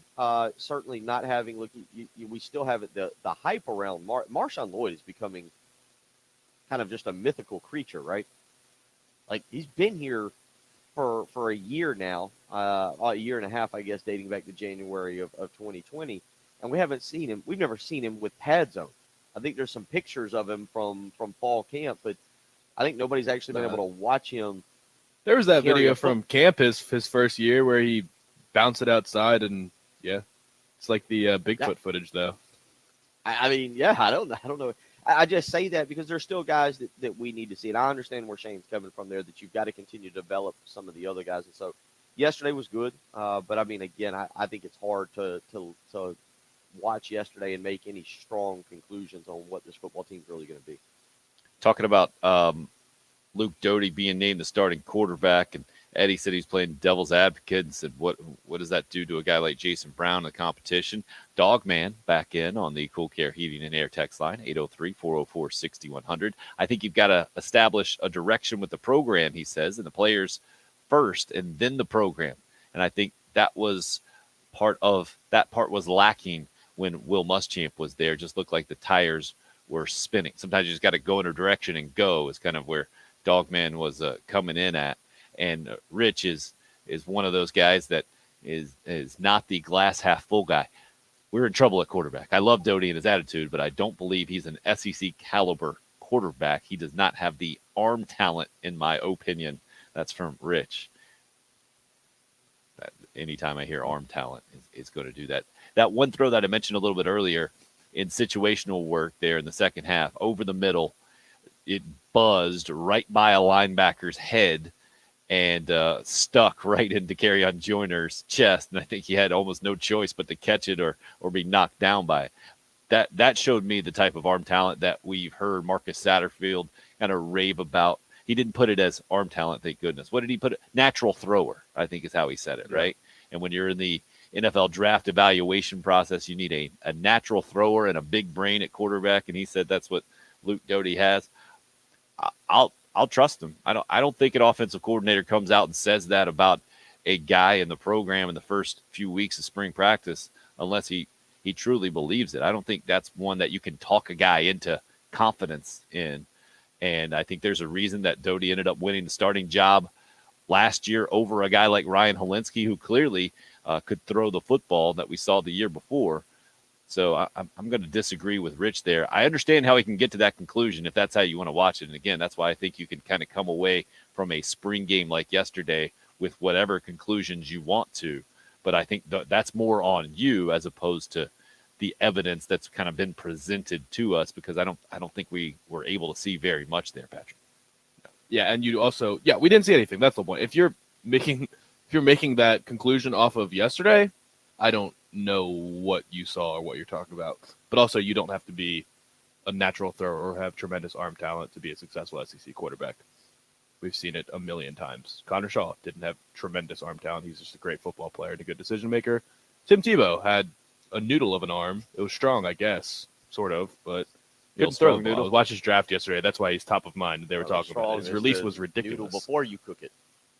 Touchdown Terry, just ripped South Carolina apart for years. Can't throw the football. So. I'll say it again. People have got to be patient.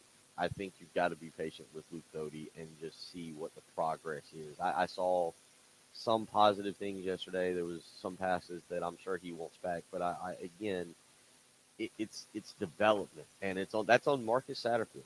All right, and they've got to come along, and you did see, to my knowledge, correct me if I'm wrong, I don't remember a wide. I guess Ortre Smith technically had a drop. It was a pass over the middle, I think, from Colton Gauthier that might have been tipped by a linebacker. It looked like it was a a nice pass over the middle, and it hit Ortre Smith in the hands.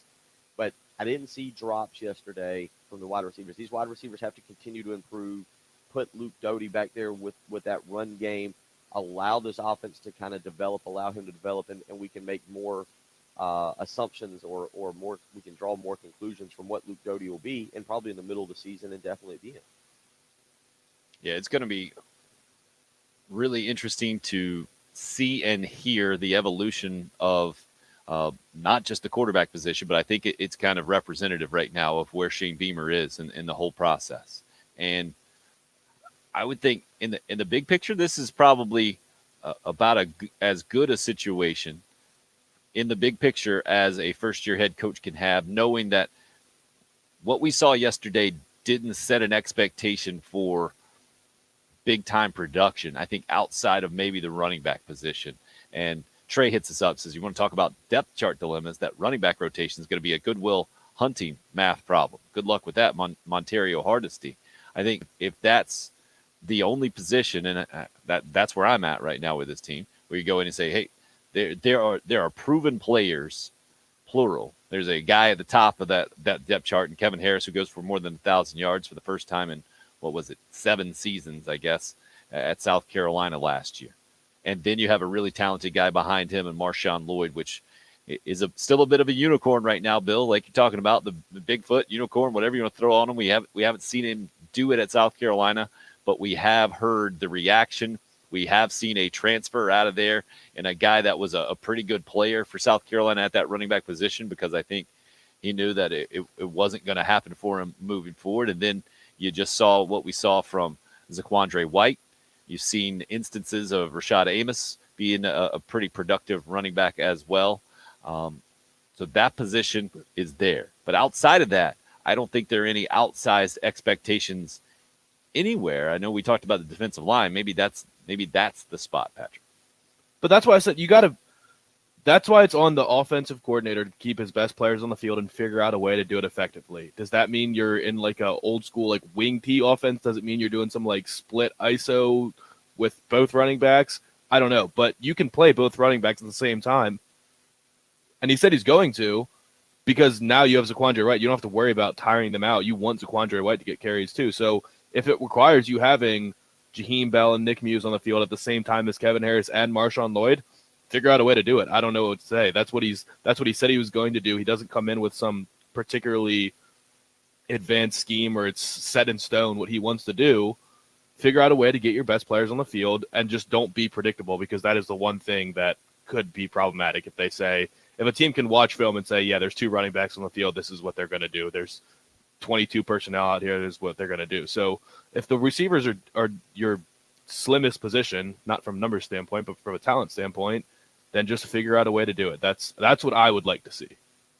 And you're talking about Marcus Satterfield and what he's going to do with the offensive, as the offensive coordinator with the offense. David G hits us up on the Facebook live stream, says this whole upcoming season is a learning curve for players and coaches. It's a nothing to lose and everything to gain season. Patience, people. Bill, how much of that do you take as kind of the way that Gamecock fans will look at this thing, or is it like, to me, that's a little bit too much kumbaya? And maybe from an SEC standpoint, I get it. Other than Vanderbilt, there's a bit of nothing to lose and everything to gain attitude, but not in the season overall. No, look, there's got to be progress in year one. I mean, you have to make you can't go out and go 4-8 and everybody go, oh, well, we knew it was a bad football team. There's got to be some progress. They need to go to a bowl game.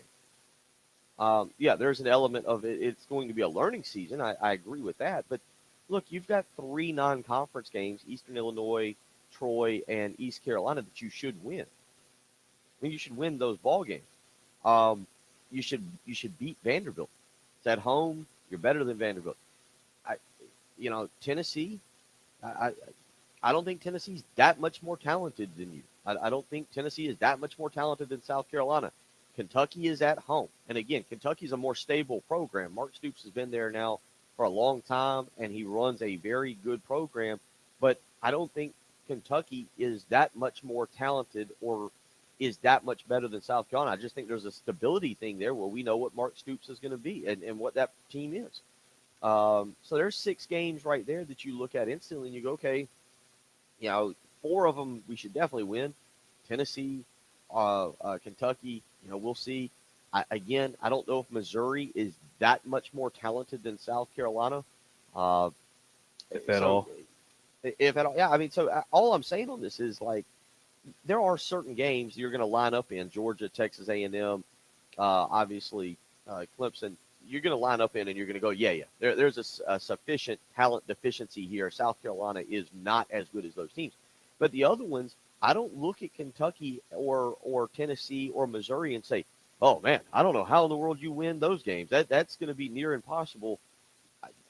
Those are winnable football games. And that comes down to coaching, motivation, having your guys ready. Speaking of that, we're almost ready for our favorite 86-year-old caller on the Love Chevy phone lines. Gamecock Larry coming up when we come back. It's the early game on 107.5 The Game. 107.5 The Game. The game is on. Everywhere. On the air. Online. On your phone or tablet. On the app. Alexa. In the shower with you. Another weekend of me chasing around a 1-year-old at my house, which means I forget what he was picking up yesterday. It was ridiculous. It was like 4 things right off the floor, straight into the mouth. The usual. I'd have to knock it out of his hand and make sure that we don't have any kind of issues at my house. We haven't had any kind of issues over the years now with my floors because we've had some professional help there. Zero Res has come out to my house a couple of different times, done a great job cleaning our floors, cleaning my carpets, and cleaning an area rug for me. Also freshened up the tiles in both the kitchen and bathroom and gave us great results. And it's the fact that Zero Res does it differently than anybody else really stands out to me and my family because we have nothing to worry about when it comes to our kids being on the floors soon after they're cleaned because there are no harsh chemicals involved in the Zero Res patented powered water cleaning system. You can find out all the details about how they crank up the pH in the water. Go to ZeroResColumbia.com, where you can also book your appointment today, and you'll see they got a great deal for you. 3 rooms of carpet cleaned, only $119, plus a free hallway when you mention me, Tim Hill.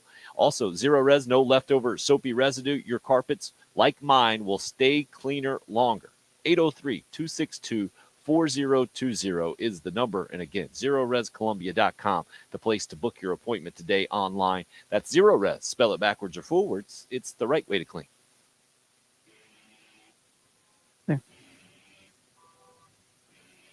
From the Shepherd's Glass Traffic Center, Shepherd's Glass, a true reflection of quality.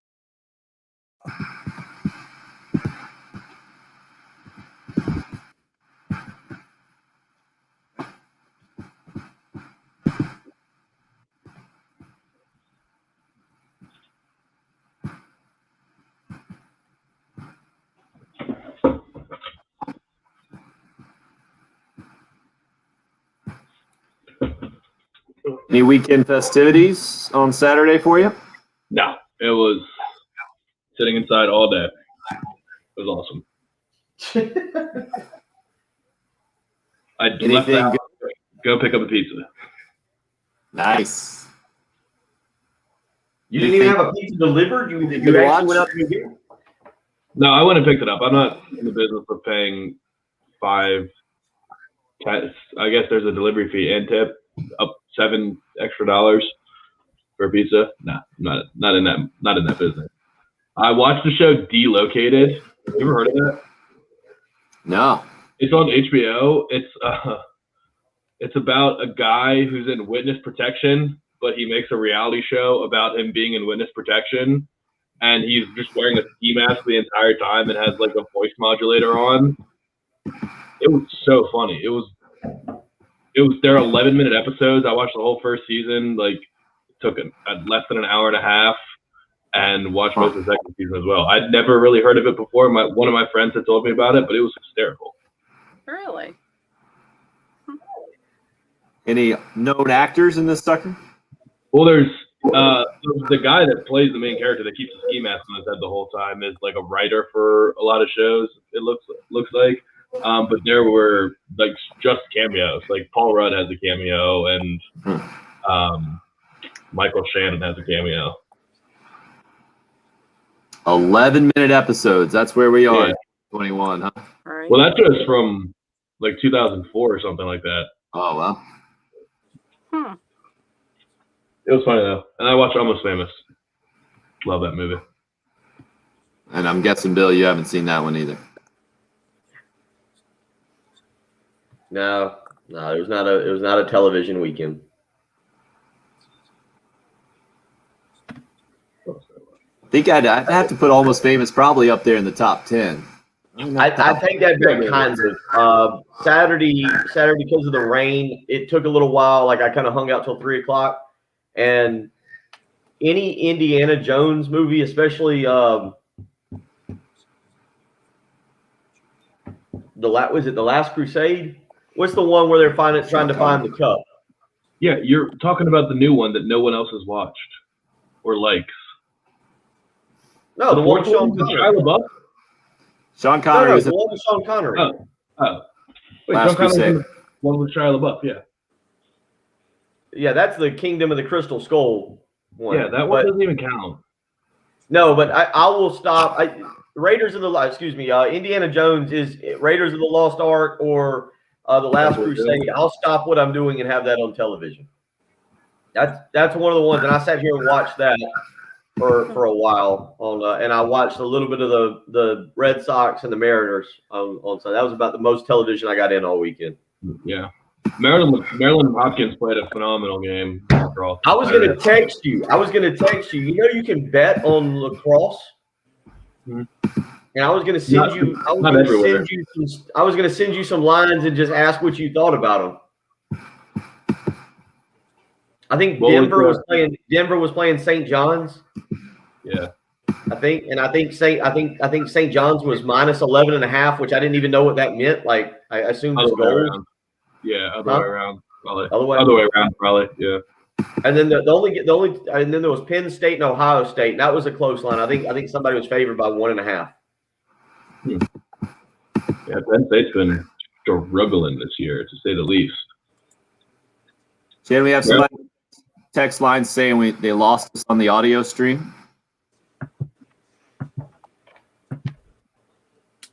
I didn't do it, man. Yeah, Trey, I'll gladly watch Indiana Jones. I can watch. I can sit here and just have it on and watch it. And Bill, you would like Almost Famous.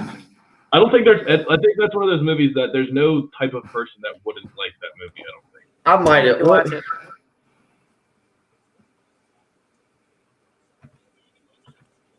I'm checking the app right now. Someone who just doesn't enjoy music at all might not like it. Like, music. They could identify with the mom.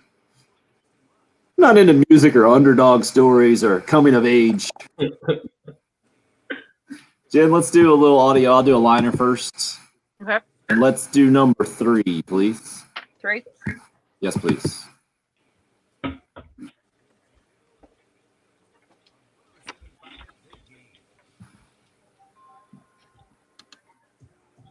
Okay, it's right. Hour number 3 today. Real Bill coming up. South Carolina Pork Board, its member farmers, IGA food stores, and Camp Chef, proud sponsors of putting Bill on the spot. 1075thegame.com is where you can go to sign up. Throw some questions in there. Try to be creative with them. Make sure it'll be uncomfortable for Bill. Then you get to win a $50 IGA gift card if we select you to join us on Mondays here in the next several weeks. You also get entered to win a Camp Chef pellet grill if you make the Monday segment on Real Bill, sponsored again by the South Carolina Pork Board, its member farmers, IGA food stores, and Camp Chef, coming up about an hour from now. Right now, I want to let you hear a little bit more from Shane Beamer, one of the guys that Bill said stood out in game number, or I was going to say game number 1 for Shane Beamer. I guess it is kind of. But just kind of. In the Carolina spring game yesterday, the first time of the Shane Beamer era, we've seen the Gamecocks suit up and play at Williams-Brice. Debo Williams, a transfer linebacker from the state of Delaware. He's all business all the time.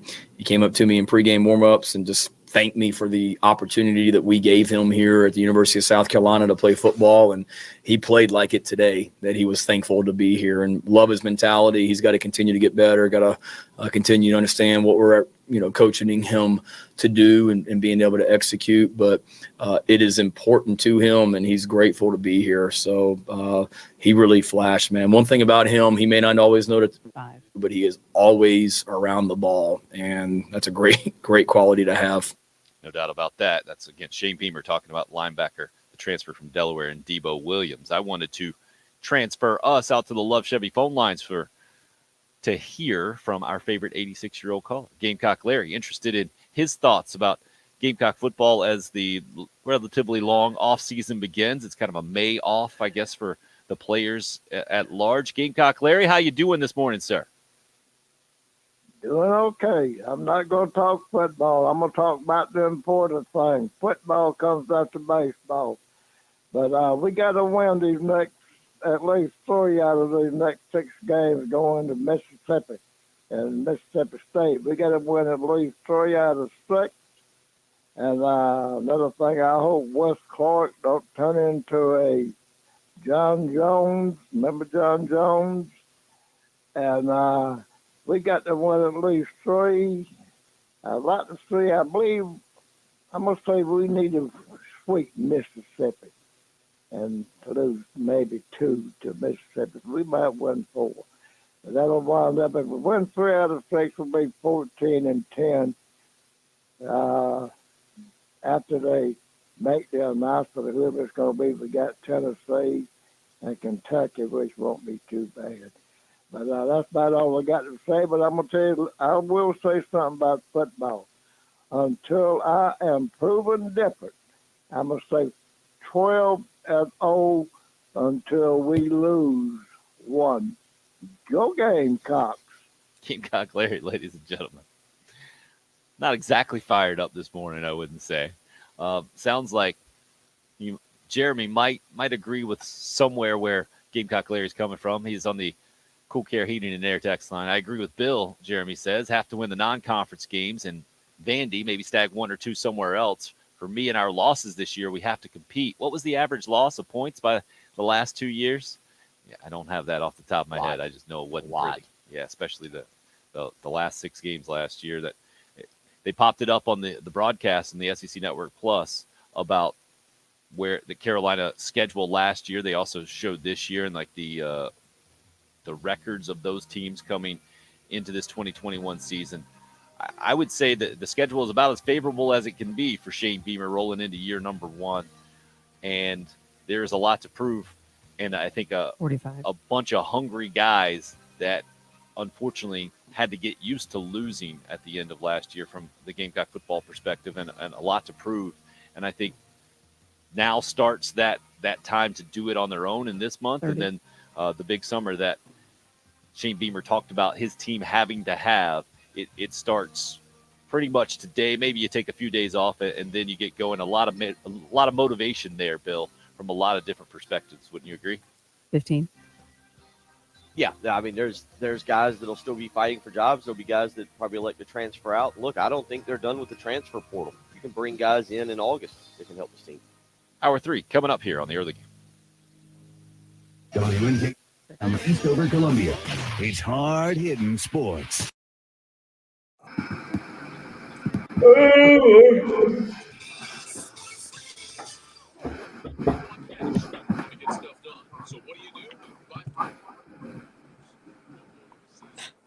All right, Gamecock Larry's got everybody pumped up this morning.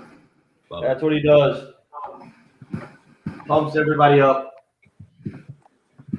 Oh! Didn't sound like he had a lot of spunk. Big weekend for him, I'm sure. Said something about having some tests done, so I don't know what that's about. You checked the audio stream? You did? Yeah, it was during the commercial. I mean, it was playing. It wasn't dead air, but they played like those national spots during breaks, I guess. Right. They were running. Okay. I think we'll chalk that up to Jim maybe having his own issue there.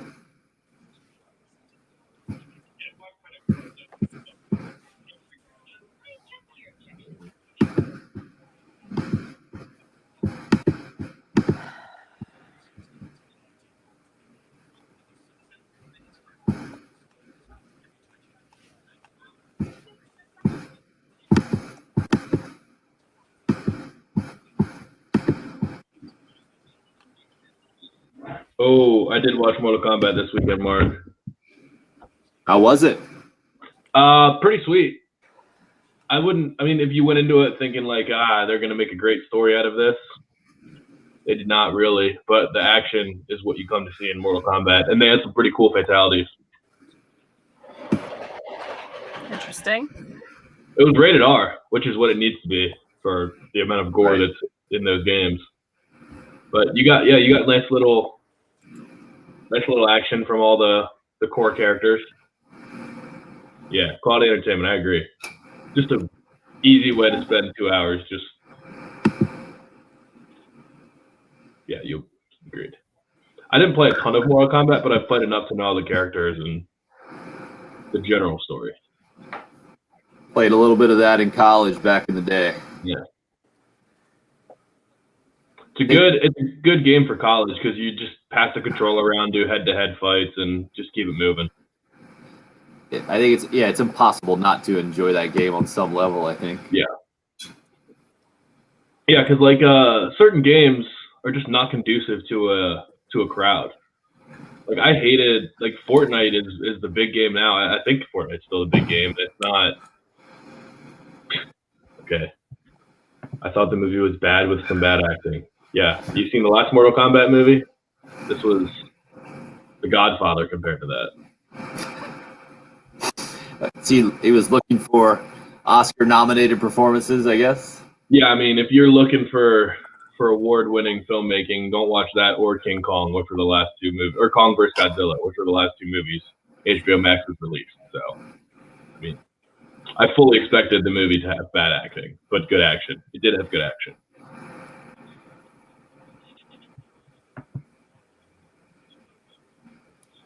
Were the Oscars really last night? Is that correct? Yeah. Every single movie that was nominated for anything was just super depressing. Oh, yeah? Shocking. I couldn't have had less interest in watching that yesterday. You know more about it than I did. Yeah, I did. Liu Kang with the leg sweep. Yeah. That is that's bringing back the college memories, man. Is that the only move you know?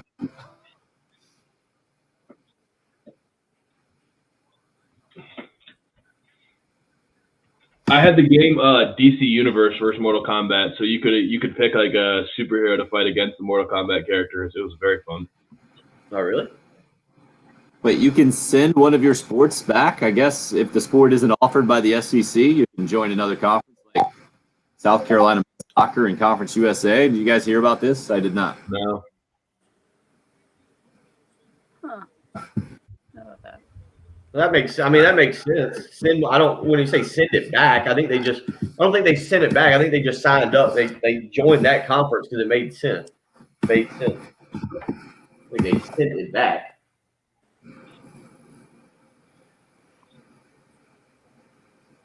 Day says Kong versus Godzilla had one of the worst plots ever, but the monster fights were pretty great, so who cares? Exactly. Yeah, like you don't even want. Every time that actual human beings were a part of that movie, you didn't want to watch it. The human storylines were completely irrelevant. Never heard of either of those two movies. They're trick. Tenet is the one that the Christopher Nolan one. I saw that in theaters. Sound of Metal is a movie about a drummer who's like losing his hearing. I know it's an Amazon original. I haven't seen it though. Heard good things. It's a kid from Night Of. If you ever saw that HBO miniseries, it was awesome. Oh, really? Yeah.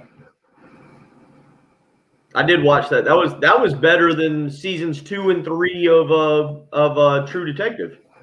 Well, yeah, seasons 2 and 3 of True Detective were bad. There's And more Night Of hype was very around good. those. Yeah, they rushed him out, is what I heard. Yeah. Well, what the story was, it took him like 8 years to write the first one. Sounds right. But yeah, season 1 of True Detectives is as good of a series of television as you're going to see. Oh, I need to watch the new season of Fargo. I forgot to do that too. I'm debating whether to try and get back into Ozark. I understand that if is it tomorrow the next season comes out? Is it? I don't know. Somebody was trying to tell me about it this weekend, and it kind of dawned on me. I thought it came out in March, but Had a girl hope, so down 2 spots. I think Carolina moved up to like number 10 in the RPI. She's all over it.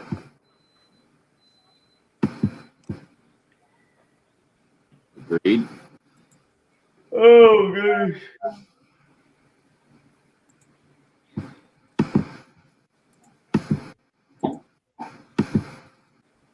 Oh, I can tell it's gonna be one of those days. The Braves got no hit yesterday? Just in 7 innings. But yeah, they only got 1 hit in the first 7 innings. They got to combine 1 hit in 14 innings. That is terrible. That's what's going to happen tonight against the Cubs. Ugh. Bringing it strong. It's a brutal couple of days against Wrigley Field.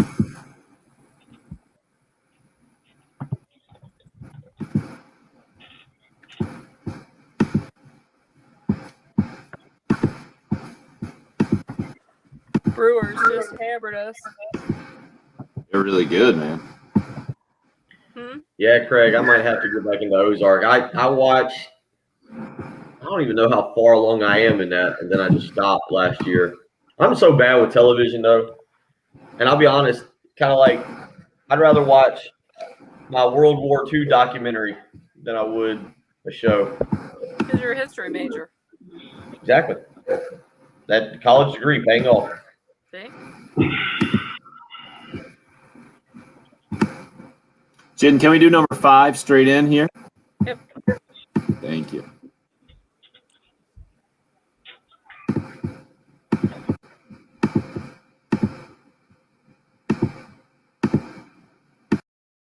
In 30 minutes after the hour. How about that? End the show, huh?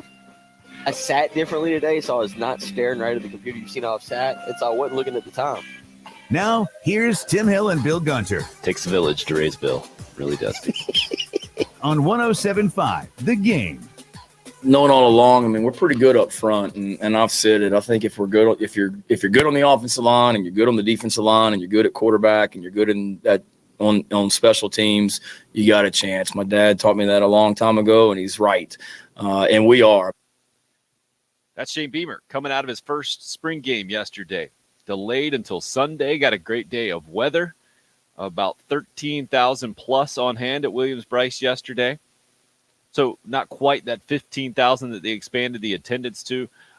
That surprised me a little bit, Bill, that not all the seats got filled with the anticipation that is the first year under Shane Beamer and the good weather that it turned out to be. It was a Sunday afternoon game, and I understand things got shifted, and maybe that is a part of it as well. And then that part that we heard from Shane Beamer, okay, on the offensive line, I'll give you, we saw a good run game most of last year. Pass protection, I think, a little questionable going into the 2021 season. Defensive line, we know J.J. Enigbare amongst the SEC's leaders in sacks, returning a talented group with guys like Jordan Birch and Zach Pickens coming along and developing, okay?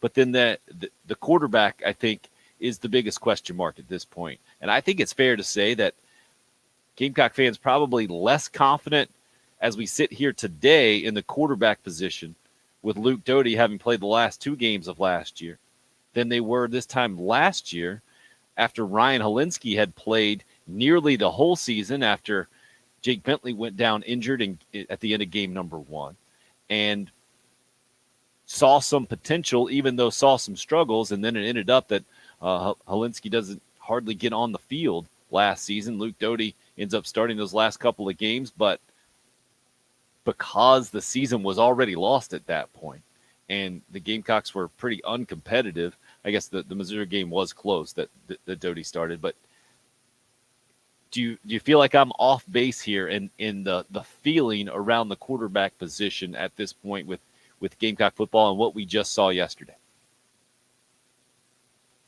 Yeah, I mean, are you asking is the biggest question mark coming out of yesterday the quarterback position? Is that, I feel like you're leading me down that path. Is the that what you're trying to get confidence at? level at this point in the quarterback position moving forward compared to just where Gamecock fans were under Ryan Helinski?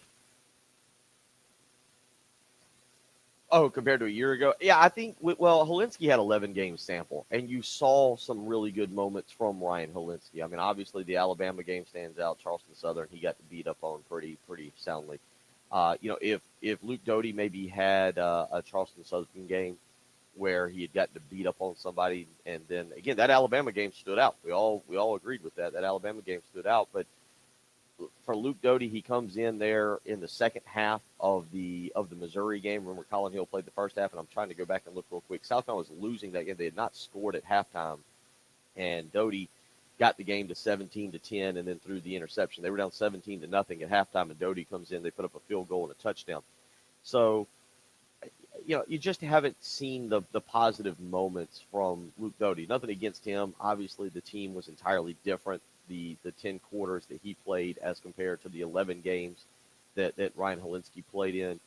But I understand it. People want to see with their own eyes development. They want to see something that they can believe in. And I think, and this is the key word, is I think that Luke Doty can turn into a quality quarterback, but he's not there yet. He's got to continue to develop. And there was nothing yesterday that I saw from Jason Brown or from Colton Gauthier that led me to believe that they're any better than Luke Doty.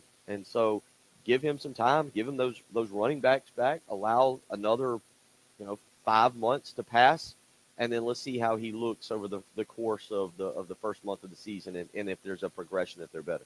It's fair to say this is the least confident you've been at the position since Jake Bentley's freshman year, right? Which is not that long, and South Carolina's had it pretty good since then, but you didn't know Bentley was going to end up finishing the season there, and after what he did in his freshman year, you felt good about the position for the next 3 years, and then obviously he goes down in the North Carolina game, and Hilinski showed you more than, through no fault of his own, Hilinski showed you more in his year starting than Doty did last year, partly because we weren't even paying attention by that point. Like you said, Bill, we were checked out by the time Doty was actually getting starts. The season was lost.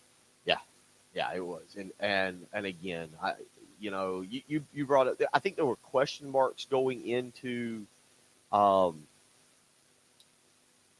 it was Will Muschamp's first year, I think is what you're referencing. You said Jake Bentley's first year, and I think what you're referencing is Will Muschamp. Is that right? Yeah. There was also a level of excitement because you had two highly thought of quarterbacks coming in, Brandon McElwain and Jake Bentley. Now, let's be honest, you're always excited for the guy you haven't seen. Like, I think things would be entirely different if Luke Doty was coming if he didn't just enrolled this year and we hadn't seen anything, right? Like, if you had not watched the last 2.5 games. Or if Ryan Hilinski had started after Colin Hill. Yeah, and then transferred. Yeah, if we didn't know what Luke Doty was, I think you'd have a lot of people going, "Oh no, he's going to be the quarterback of the future." You got 2.5 games that you saw. 2 of them were really, really, really ugly, and no fault of Luke Doty's. So we'll see what he becomes, but I think there's got to be a level of patience. There's got to be a level of patience the fans have got to have with him, and I think he has the chance to develop into a solid quarterback. Now, again, some of that's on Marcus Satterfield, right? This is why you're here. You've got to put your quarterback in the best position to succeed, and you've also, as quarterbacks coach, have to develop it. And what will the guys be around him? What we learned yesterday is that Kevin Harris and Marshawn Lloyd, the top 2 running backs, we feel like from a depth chart perspective, Harris running for more than 1,000 yards last year in his second season with the Gamecocks, and then Marshawn Lloyd missing all of last season, getting hurt, tearing his ACL in practice number 3, but coming in highly touted. And the guys that got to see him practice, his teammates really talking him up and telling us how talented he is. Well, they're not the only 2 guys that can run the football for the Gamecocks. Even though you had 3 scholarship guys not playing yesterday, it was Zaquandre White that kind of headlined things from a statistical standpoint. Also, you had a non-running back take a bunch of carries as well, and Jaheim Bell showing off his athleticism and versatility. How much that will translate during the season, we have no idea. Patrick, you talked a little bit earlier about it, about how Marcus Satterfield, his job number 1, and he's told us that's how he's going to build kind of the offensive identity, is get the best players on the field, no matter what position. So now I think you and everybody else who follows Gamecock football very intrigued to see how multiple tight ends and multiple running backs will be used on the field at the same time, how often, how frequently, and how effective that can be. Yeah, and I mean, that might result in this offense not being particularly explosive, but just trying to be methodical. And you might just have to come to grips with that as a fan. Like, it might not be a big play offense this year if you've got multiple tight ends and multiple running backs on the field at the same time, but it will make it easier for Luke Doty. Those are just those underneath passes or swing passes in the flat to running backs. Like, that is going to be very easy for him if he needs to check down. And then other concepts, like if you just get guys in motion a lot, that's another staple of, at least the Scott Turner, Norv Turner coaching tree offense, which he was with last year at the Panthers. We've mentioned the bunch sets probably more times than anyone wants to hear, but that's a staple of the Sean Payton offense, and the NFL is going that way. That gives you opportunities. No defense is really pressing when you're at a bunch set, so you give the guys a little bit of a space. They can do rub routes and all those things and just get guys open with room to run. That just might be what we're going to see, a lot of a short passing attack and opportunities for your playmakers to run after the catch. So I don't think you should expect Luke Doty to have 300-yard passing games every week or throw 40-yard touchdowns every week, but it might help him in the long run to get more comfortable if we're just going with the sort of quick game and quick gashes rather than big shots left and right.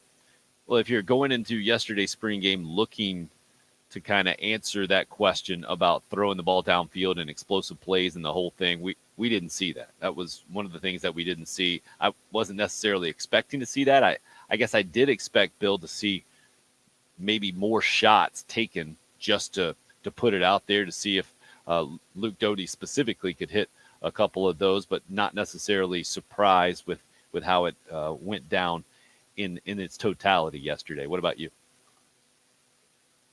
Yeah, I was, but again, I kind of felt that.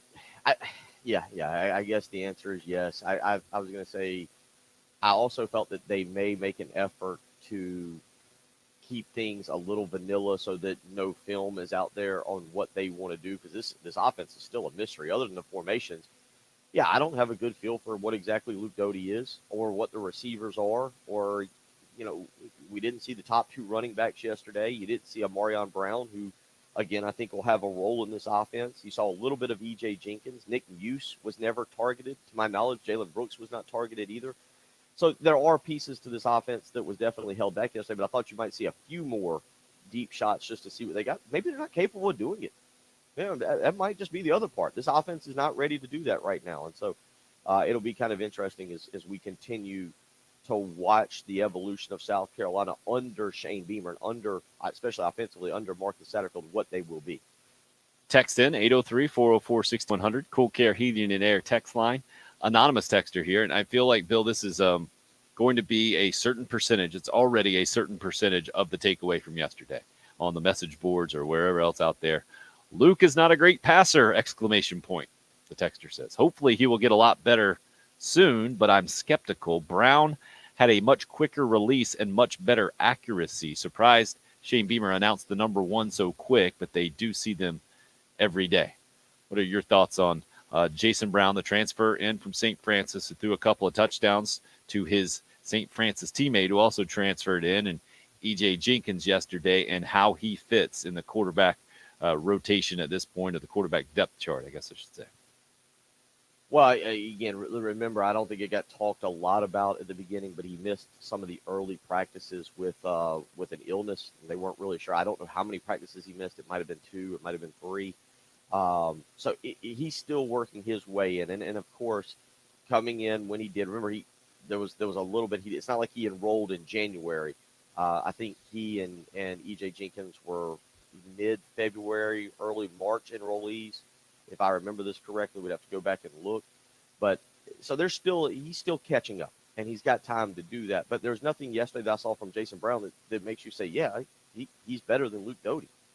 2 touchdown passes to E.J. Jenkins, it's nice, but he's still got a ways to go. We'll see, again, what he can do. I don't know what will actually be. I say we'll see. I don't know what we'll be able to watch in the fall.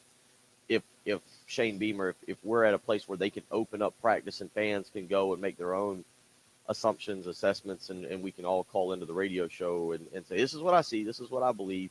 Yesterday was certainly an opportunity to do some of that, but Jason Brown still got a little ways to go. I think what you like is it looks like there's 2 guys, competent guys, that could play quarterback for South Carolina this year. I don't feel like it's a bad position right now. I do think both need to continue to develop. Patrick, looked like you were getting No, it's just funny that people yeah, no, not at Bill, just that people see 5 passes from Jason Brown, 7 passes from Luke Doty, and say Jason Brown's a better quarterback. He's a 5th-year senior from an FCS school. Like, there's a pretty good chance that what we saw yesterday is going to end up being the highlight of his time at South Carolina, and he'll get to talk to his best friend E.J. Jenkins about how he threw him a touchdown pass in Williams-Brice Stadium in front of, 14,000 people or whatever it was. So I don't know what we're doing. He's not the future of the program. He's a 5th-year senior. He's going to be gone after this year. He threw 5 passes to a guy he's very comfortable with, and I just don't know what people are saying. Luke Doty had 2 incompletions in the official spring game stat keeping. So I don't even know what we're doing. It's just so funny how people do this. Well, the one that you touched on earlier, Bill, was a pretty ugly one where Josh Vann had come open and the pass was just not on the mark at all. And if you want to be that guy, and maybe that was your mindset coming in of, hey, prove it. Luke Doty needs to prove to me that he's an SEC quality quarterback. And if you didn't see it in those 7 passes, I get that. again, the one that stands out to me was early on. I didn't see it in live action where R.J. Roderick totally shoved E.J. Jenkins out of the way for the interception, but on the replay, it was obvious it wasn't that bad of a throw. It was clear pass interference. That's why that play ended up in that. I was like, oh, that was not a good way to start from a Luke Doty perspective, but that wasn't his fault. The one that will stick out to me now moving forward, and why I think we hear Marcus Satterfield calling Luke Doty a natural thrower, and then why Shane Beamer has gone ahead and named him the number one quarterback moving forward, was a play over the middle in the third down situational deal where he zooms one right past the linebacker's ear inside of the safeties there to Dakereon Joyner for a solid completion. And to me, that was the best of what I saw from Luke Doty yesterday. And I think what Shane Beamer and company want to build on. Marcus Satterfield, like you said, Patrick, probably going to be a short passing game with maximizing the better players that you have, which seem to be right now the running backs and your tight ends, and maybe an occasional shot down the field, Bill, to kind of keep the defense honest from guys who have just not proven that they can be a deep threat, and Jalen Brooks or Marion Brown or whoever you want to plug in there right now. There are a lot of question marks on the outside at wide receiver from this year's team, and a lot of guys will probably have opportunities, but certainly need to prove that they can do it. Well, and we talked about this yesterday. You're not lacking people to run out there, though.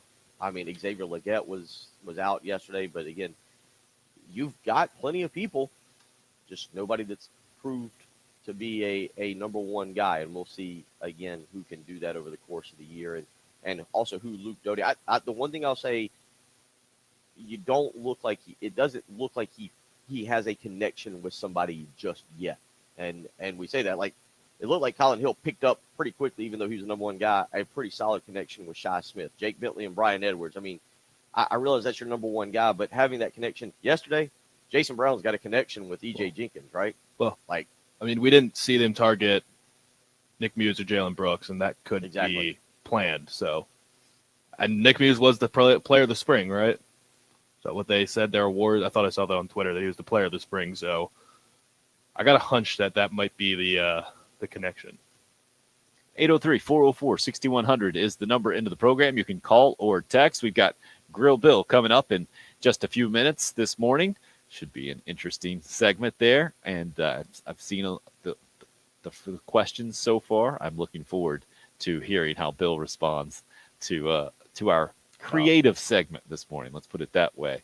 And love to hear more from you as far as what you saw from the spring game. Maybe you want to talk Gamecock baseball. Remember, it has been since our last show that Carolina did play a couple of games against Arkansas in that day-night doubleheader on Friday, winning the first one convincingly and impressively, and then losing game number 3, that nightcap 5-1. So to drop 2 out of 3, dropped a couple of spots in the latest D1 baseball poll at 13 in the country now is where Carolina stands 10 overall in the RPI. They're at Ole Miss this weekend. Got a home game against the Citadel midweek tomorrow night is where Gamecock baseball is with 4 SEC series left.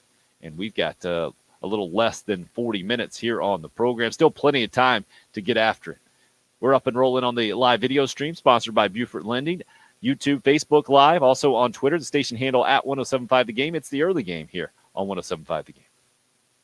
It's a new year. They're hungry and in a new attitude. I want guys that want to be here, not just going out there to hire some guy that has a famous last name. It's not some retreads. We're a bunch of guys that I think are ready to prove to people that we can do some special things here. New attitude. I do believe that things are always meant to be. Welcome home. My parents went to school here.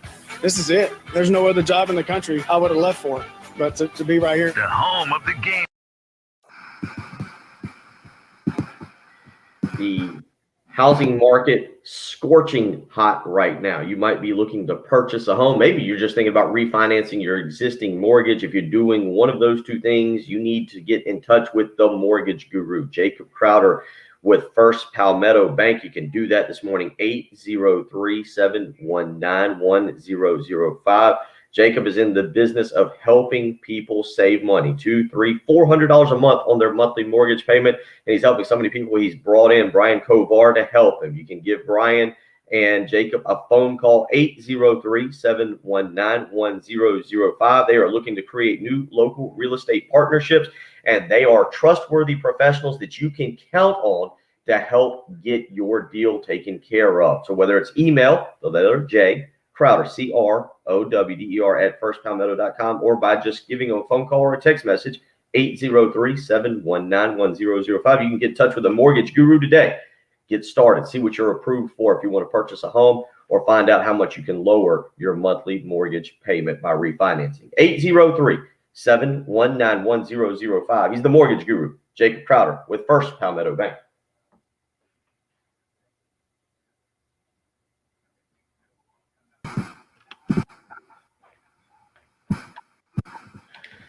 Oh.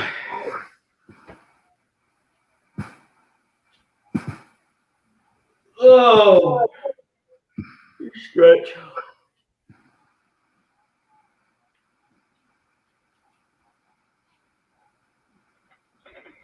So let's see if anybody else has any good ideas this morning about what we should do for the video stream Thursday night, first round NFL draft. Yeah, Patrick's Super Bowl, if you will.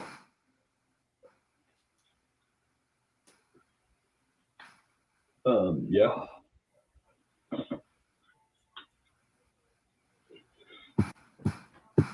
So we'll definitely do what we've done before in these kind of game companion deals,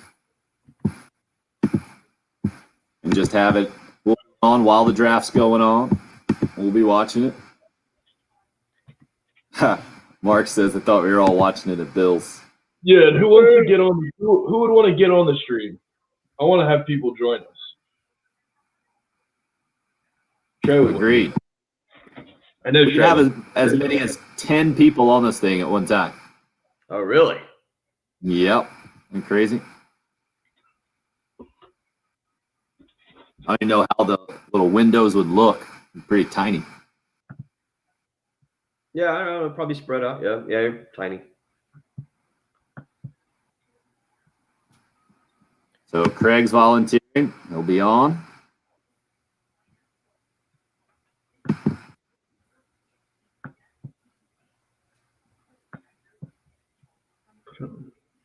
How do we put it on Zoom? Trey says he's in. Well, that's the point. We're not doing it on Zoom, Craig. We can just send you a link and you can pop on just like you could on Zoom. But you don't even need to have a Zoom account. You literally just click the link and you're in. Right. Oh yeah, that's right. I remember last year how nice it was to have a draft, huh? Yeah, that's why I thought everybody would be more psyched for the draft, because it saved sports for a while. That was the first thing that people were like, how could the NFL possibly be doing a draft? It's like, well, because a rich man had a basement. Yeah. Whoa. That is true. Yeah.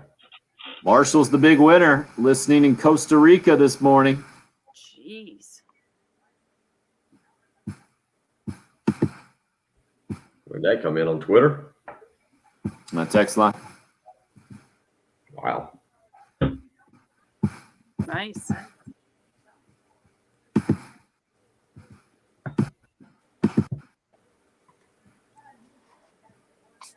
One of us should probably make sure the accommodations are okay there. Do some research. Mm-hmm. I care about the listeners, man.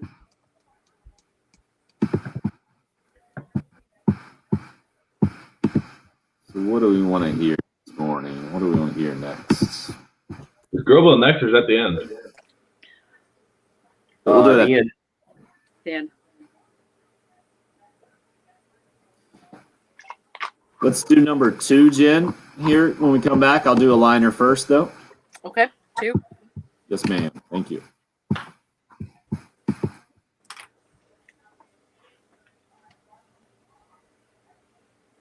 Two and 8 are the only ones you have not heard. Oh.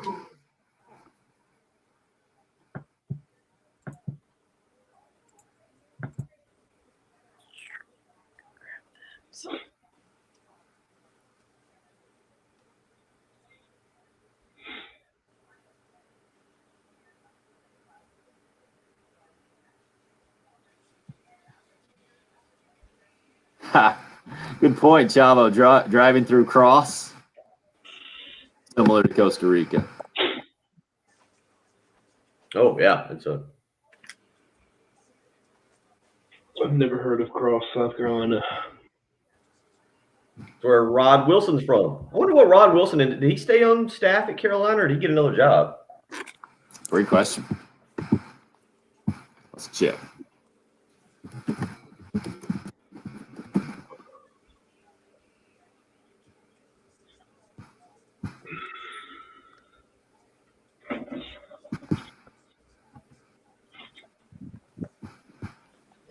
Uh-oh. Jen's taking us on a tour of. Like, is that a broom? what the heck? It's a duster. I saw it Yeah, yesterday too. You saw it and you just left it there, huh? All right, just like a random. What am I going to do with it? I know, right? I don't know. Just thought it was interesting. All righty. I don't think it's evidence that they clean, but you know. There's also still a toy dog in there that whimpers when you walk by.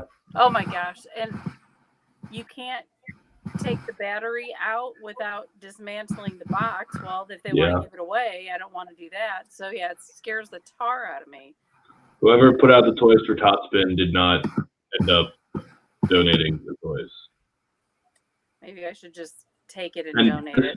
I mean, it was in like the hallway for the building, but the security guard didn't like that it kept whimpering, so she just took it upon herself and said, "I'm going to put that in your studio so that it's not bothering me anymore." Yeah, right. Yeah, thanks. Yeah, it's great when it's dark in here and then you walk by and it's like. Mm.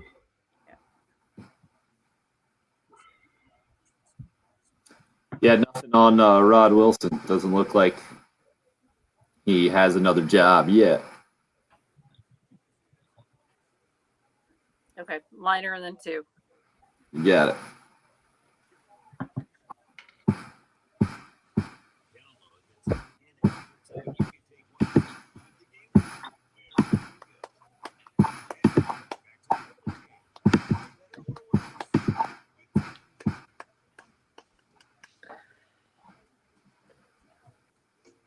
That's right.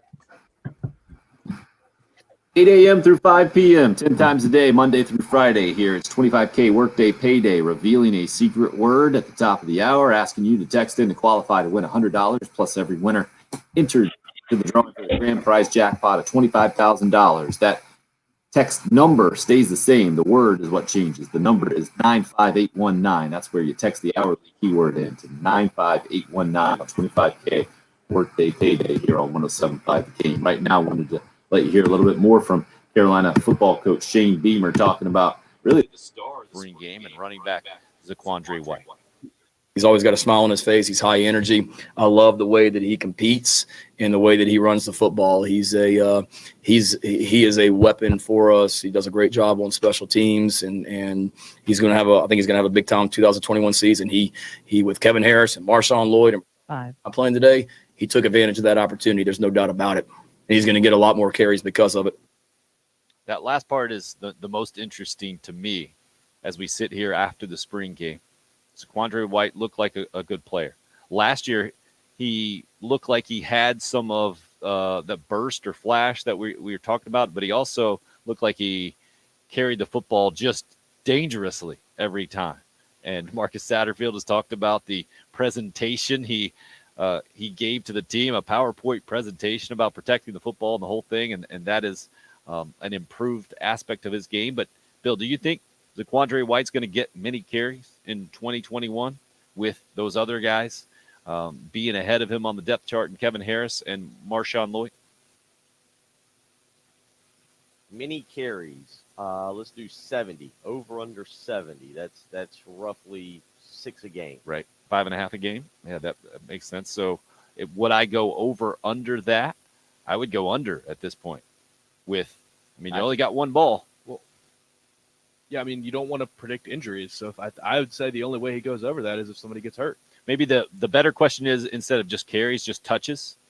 with the running backs supposed to be pretty prominent in the run game. And Patrick, like you mentioned, the way that the Carolina Panthers and Norv Turner have done it in the past, thrown the ball pretty consistently to that running back position. Maybe then it would be a fairer number at 70 touches on the season for Zaquandre White. Bill, would you go over or under?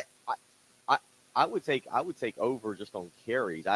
You're right, Patrick. You don't want to predict injuries, but the truth of the matter is, in the SEC and really in college football, shouldn't just narrow it down. You need 3 to 4 quality running backs, and I think that's what South Carolina does have. And it's hard to look at the way the style that Kevin Harris runs, which is a physical style. He's not an elusive guy, right? Like, he lowers his shoulder and takes you on. It's hard to not see him getting a little banged up, especially now that he'll have a target on his back when he enters a game. Marshawn Lloyd, look, I mean, he's got to get healthy, and we'll see what happens with him. I would take the over. I think Zaquandre White gets 70 carries this year. Maybe there's a game where he gets close to 20 because of some potential injuries, and he's having to carry the workload a little bit more. I think he showed he could do that yesterday. The other part of that is this offense as a whole. People are talking about Luke Doty as a passer. I get it, and you need to have a passing element to your offense. But how many people are going to be really upset if South Carolina comes out and starts trying to throw it all over the field 25 or 30 times, given the running backs that they appear to have and what should be the strength of the offense? That's another thing that factors in, is just handing the ball off to whoever's behind the quarterback. Give it to White or Harris or Lloyd. Amos is another guy as well. Juju McDowell will be here in the fall. They've got bodies. They got people to hand the ball to, and I think that's got to be the focal point of your offense, which allows Zaquandre White to get close or over that 70 number that I just threw out. Feel like last year's situation with him being moved to defense later on in the season because a guy's opting out and the thin numbers, that would be the worst case scenario for the 2021 season as well, right? If Zaquandre White, because he's kind of buried on the depth chart, ends up moving over to defense because those guys are having issues and the numbers being what they are, to me, that would be a very bad sign for the 2021 season. What about you, Bill? Yeah, I mean, no reason to move him over. No reason. All right. You said 70 carries. Do you know how many carries Deshaun Fenwick got last year? Great question. He was number 2 on the team, obviously.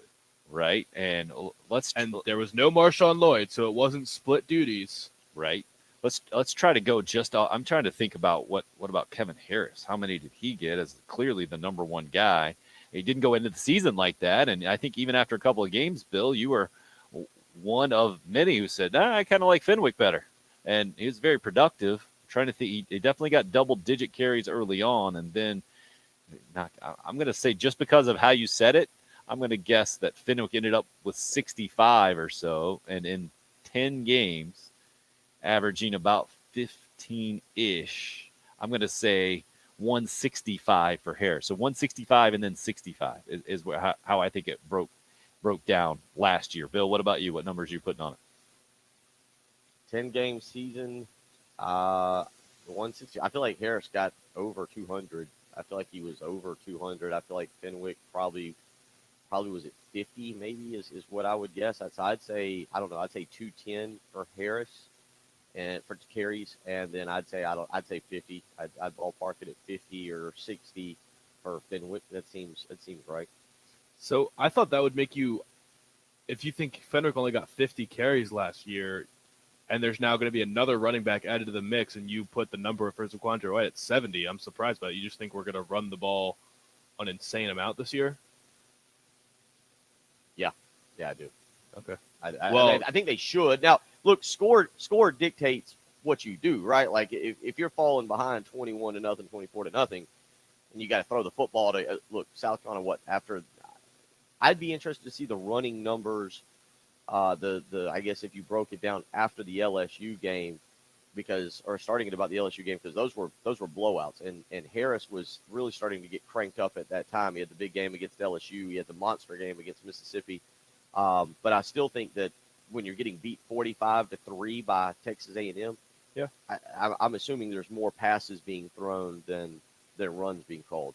Yeah, and he could probably get 10 carries in the first game. So, but the numbers last year for reference, Kevin Harris, 185 carries. Sean Fenwick, second on the team with 54. And then Rashad Amos and Zaquandre White had 18 and 16. Okay, That can you was pretty go? much all the running backs. Let's go touches then, as far as receptions as well. Add those together for Fenwick, especially out of the backfield. What is he? How many catches did he have? I'm guessing 15 or so. He Doesn't? had 14 receptions. So that puts him right at 70 touches, right? touches, yeah. 68 touches. Interesting that we came to the same number for Zaquandre White as far as touches goes next season. I just looked at. I went back 2 years, 2019, because I don't. Tavian Feaster and Rico Dowdle in 2019. Tavian Feaster had 124 carries. Rico Dowdle had 106. The reason I bring that up is you see two guys with 100 carries. I think, and then Mon Denson is the third guy on that list with 39. And that'll be Harrison Lloyd will have 100 carries each this year, or 100 touches each. Maybe Marshawn Lloyd has 30 catches. I don't know what it'll be. So you're saying I don't know. You think it'll be similar to what it was in 2019 as kind of 1A, 1B kind of deal? I would think so. Lightning and Thunder. It's going to be interesting to see for sure. Chris says over for me, Lightning with the Thunder, but then this is another one. If you're going over for Zaquandre White, right? Marshawn Lloyd saying it's Kevin Harris and he as Thunder and Lightning, and then what? I don't even know what we'd throw in. Hailstorm? Is that what Zaquandre White is? Hey, Jen, can we make sure that Keith Lightning and Thunder doesn't get deleted? We're going to need that this year on the computer. Multiple we need that hotkey this year. Wait, do we still have it right there? Is it right in front of you, Jen? I don't know. If we do, I don't know. Things change on that computer a lot. If we have. Eat God, ladies and gentlemen. This is going to be the best running. It's the best running game in the country. There's no question about it. We've already determined that. 803-404-6100 is the number. Craig goes with Taz White. I like it. So Thunder, Lightning, and the Tasmanian Devil, and Zaquandre White. I'm all in for that. Grill Bill coming up next here. Should be interesting. You're listening to the early game. That's 107.5 The Game. Dan Patrick, weekdays 9 until noon on 107.5.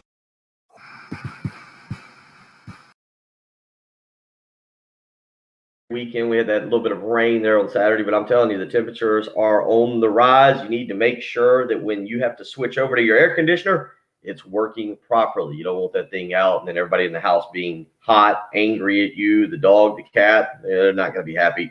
Make sure your heating and air unit is working properly by calling AAA Heating and Air. They'll help you out. They help me out. They treat me like family members. Roy and Dana come out. They send their team out. Billy came out and took care of me a few weeks ago, inspected the air conditioning unit, made sure it was in working order, and made sure that I will be happy this coming summer. They'll do the same for you. Give them a phone call today, 803-677-1500. Now, the concern you might have is, man, something might be wrong with your air conditioning unit. Maybe you're going to have to purchase a new one. AAA Heating and Air is there to take care of you. This is how treating you like a family works. They'll offer you a $1,500 savings to take away your old unit. And then you think, well, I got to get a new one. This isn't good. I don't have to pay for that. Yep, you do. But they offer 0% financing and no money down on a brand new unit. Give them a call today and find out for yourself why AAA Heating and Air will take care of you and your family. 803-677-1500. That phone number again, 803-677-1500. Give AAA Heating and Air a call today. Tell them Bill Gunner sent you.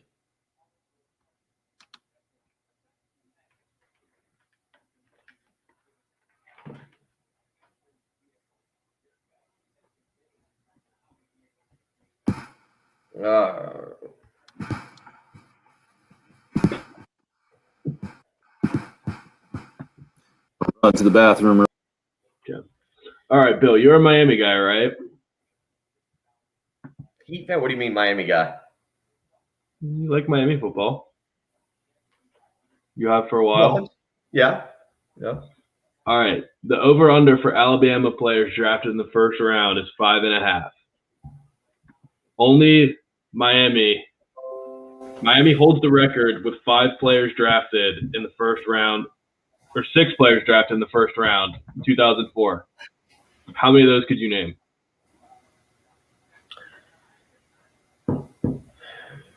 $2004. Yeah.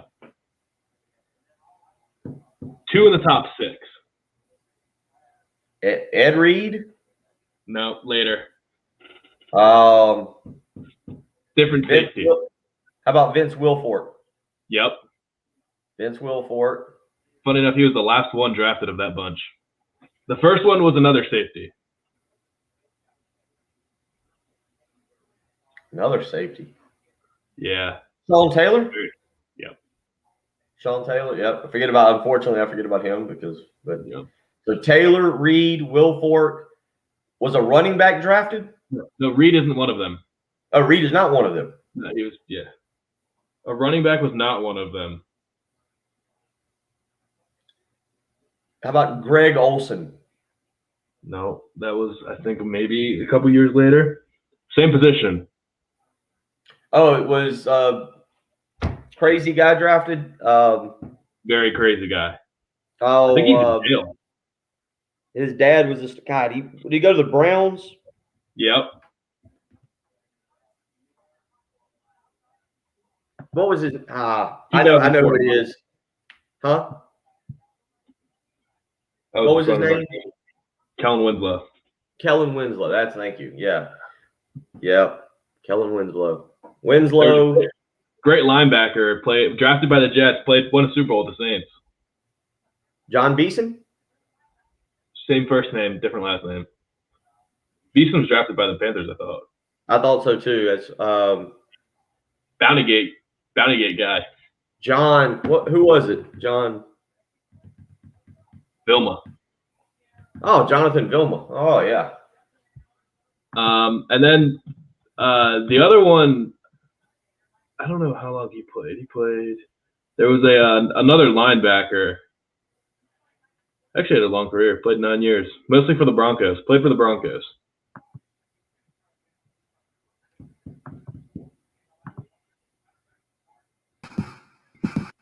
I'm not sure on that one. EJ Williams? Yeah, okay. I think he went there. He was a big time recruit. And then the final one was Vernon Carey. Offensive line? Yeah. And his son, Vernon Carey Jr., is in the NBA. He played for Duke. Oh, really?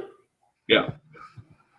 So he was drafted in 2004, and that was his son that was just at Duke? Yeah. So, I mean, so he had a son. Well, yeah, I guess that math works out. Yeah.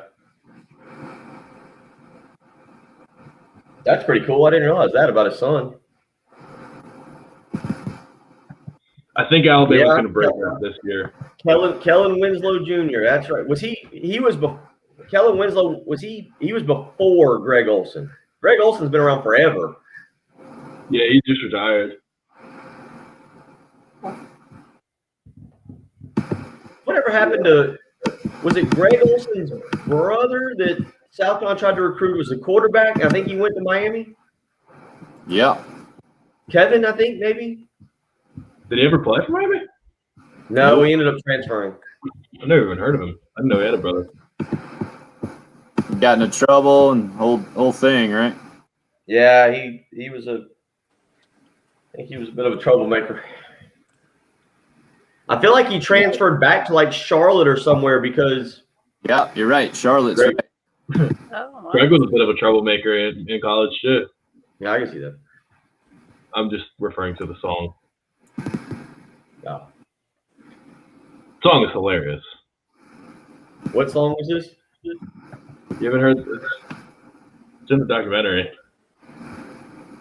Oh, I can't. Man, it's been a while since I've watched it. That's the second one. The 7-4 crew. Forever.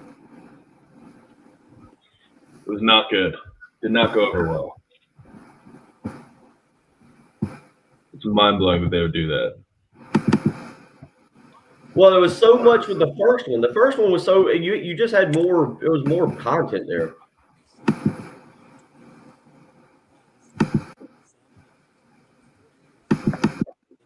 More, I mean, 5 in the first round is pretty crazy, Travis. It's a large portion of the first round. Najee Harris is kind of the swing the swing for Alabama this year. If Najee Harris goes in the first round, they'll have 6.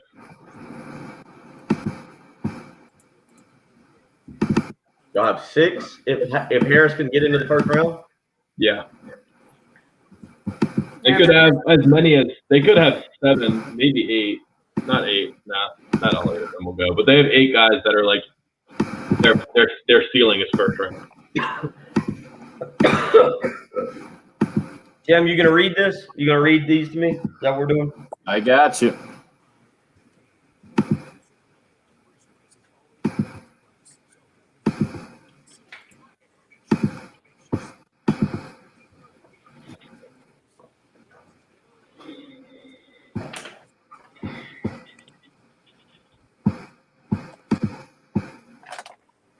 Guys are up.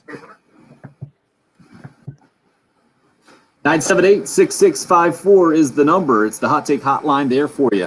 Always 24/7, 803-978-6654 is the number you can call to get out your gas baggy hot take whenever you feel like. You need to vent, it's there for you. Our Hot Take Hotline sponsored by Twin Peaks. For the men who never settle, go see them down in the Vista at 600 Gervais Street. All right, now it's time for a Monday morning tradition here in the last few weeks, the next several weeks at least. It is Grill Bill. And Bill, unfortunately, this time we will not have someone join us on the Love Chevy phone lines. Our today's contestant is Patrick, who is just relying on me to pass along the questions and to get to the heart of the matter in the Grill Bill segment. How do you feel about this? Confident. You're not gonna do anything that's too embarrassing. You know, when we go live on this segment, you just never know. Jen's got to be alert with the dump button in case one question is a little off the wall. So I feel confident that it won't be too bad. I think it'll be fun. Okay, question number 1. Patrick B., our contestant, by the way, and this is Grill Bill, sponsored by the South Carolina Pork Board, its member farmers, IGA food stores, and Camp Chef, because now Patrick has won a $50 IGA gift card by being selected here today to compete and also qualified to win the grand prize, that Camp Chef pellet grill worth more than $1,000. Question number 1 is, Bill, it's Saturday, September 4th. We all assume the Gamecocks will kick off at noon that day. What will you be wearing to see the Panthers of Eastern Illinois lose is question number 1. It'll be a white polo shirt day because it'll probably be if it's a noon game. So I would imagine it'll be some sandals, probably some shorts or some black shorts, white polo, and we'll make a decision in August whether on a new hat, whether it's a hat year or a visor year. Okay. Question number 2 continues the theme of that morning. Since it's an early kickoff, what will you be eating with your coffee that does not have coffee creamer? It's going to be a good question. I'm going to have to get with my buddy Joe. We're going to have to figure out a little tailgating strategy. Do we want to just do biscuits that morning? It's going to really come down to how many people are in town. It'll be Labor Day weekend. So, you know, what is the size of the crowd? Do we want to grill beforehand? Do we just want to grab biscuits and hang out and grill afterwards? And some of it will also be dependent on the schedule of games that afternoon. I don't think we have a time. We assume Clemson, Georgia is going to be a night game, so I'm assuming I can get back to the house. It's a day-long process, and it's not just about breakfast. It's about planning out properly the post-game meal as well as a night meal to enjoy whatever the big night game is.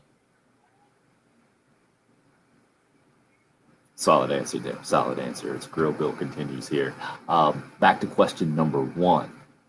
Patrick B., I'm passing along his questions here. How many times did you look in the mirror before you decided what you would wear to the game?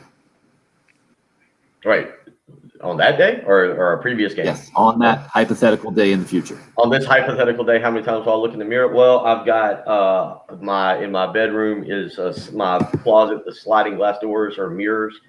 So, I mean, you're talking, I don't know, 4 or 5 times upstairs. And then downstairs, right around the corner here, I've got 2 huge mirrors in my living room. And I would imagine there will be 3 or 4 walk-bys, maybe a pose one time. I'll have the kids that day too. So I'll also be having to get them. So maybe reduce it by 1. I'd go 8.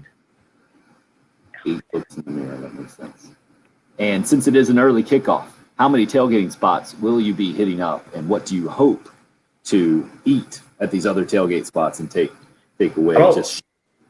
I never like doing that. You got to also remember that day, likely, as long as I don't goof up in the next 5 months, I should still be employed here and doing the pregame show with Heath, which I imagine we will do from Gamecock Park at 7 a.m. We'll be back to normal, and being that it's the first game of the year, I'm assuming that's what we'll be doing.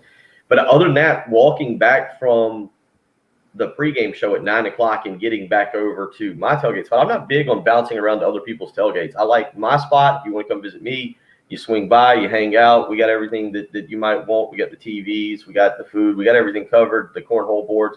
So I actually I'm not huge unless it's a very unless it's an invitation I feel like I can't like pass up. I typically stay at my spot. Patrick B's concluding question. I don't think we're going to get into this morning because it's talking about going to the Porta Johns there in the tailgate area, having an issue, and then having to use an article of clothing because of said issue. That's why you're. See, I knew you'd be able to handle the question, so I didn't worry. Patrick, congratulations. Even despite your disgusting final question on the 1075 The Game website, you win the $50 IG gift card, courtesy of the South Carolina Pork Board. You also qualify to win that Camp Chef pellet grill worth more than $1,000. That was Grill Bill in all its glory there here on a Monday morning. Quite the way to conclude the show. Looks like it at least got a smile out of Jen. Some kind of. I'm entertained. Ready to go tailgate. One for Carrie Tharp over the weekend in the NASCAR pick segment. This is Todd Ellis, and you're listening to the Home of the Gamecocks, 107.5 WNKT. All right, live streamers. Nice work, guys. Yeah, Hamlin. Boy, was doing really Yeah, what well. happened? He got wrecked? Somebody wrecked him? No, well, he tanked himself. He basically got a speeding penalty coming into the pits. So then when he went around his penalty by going through the pits again, he sped going in, so he got another speeding penalty. A little too Cheater. Who All cheated? right, tomorrow we'll do some more of the old drafts past. I like that guess we played a little bit today. Yeah, we played a Miami one while you were gone. Caught a little bit of the end of it there. Yeah, see if you can come up with some good stuff as you're copiously going over all those notes. Yeah, we can get props too. There's always lots of draft props. There you go. It's a big week. All right, nice work on the live stream, guys. We'll see you tomorrow bright and early. All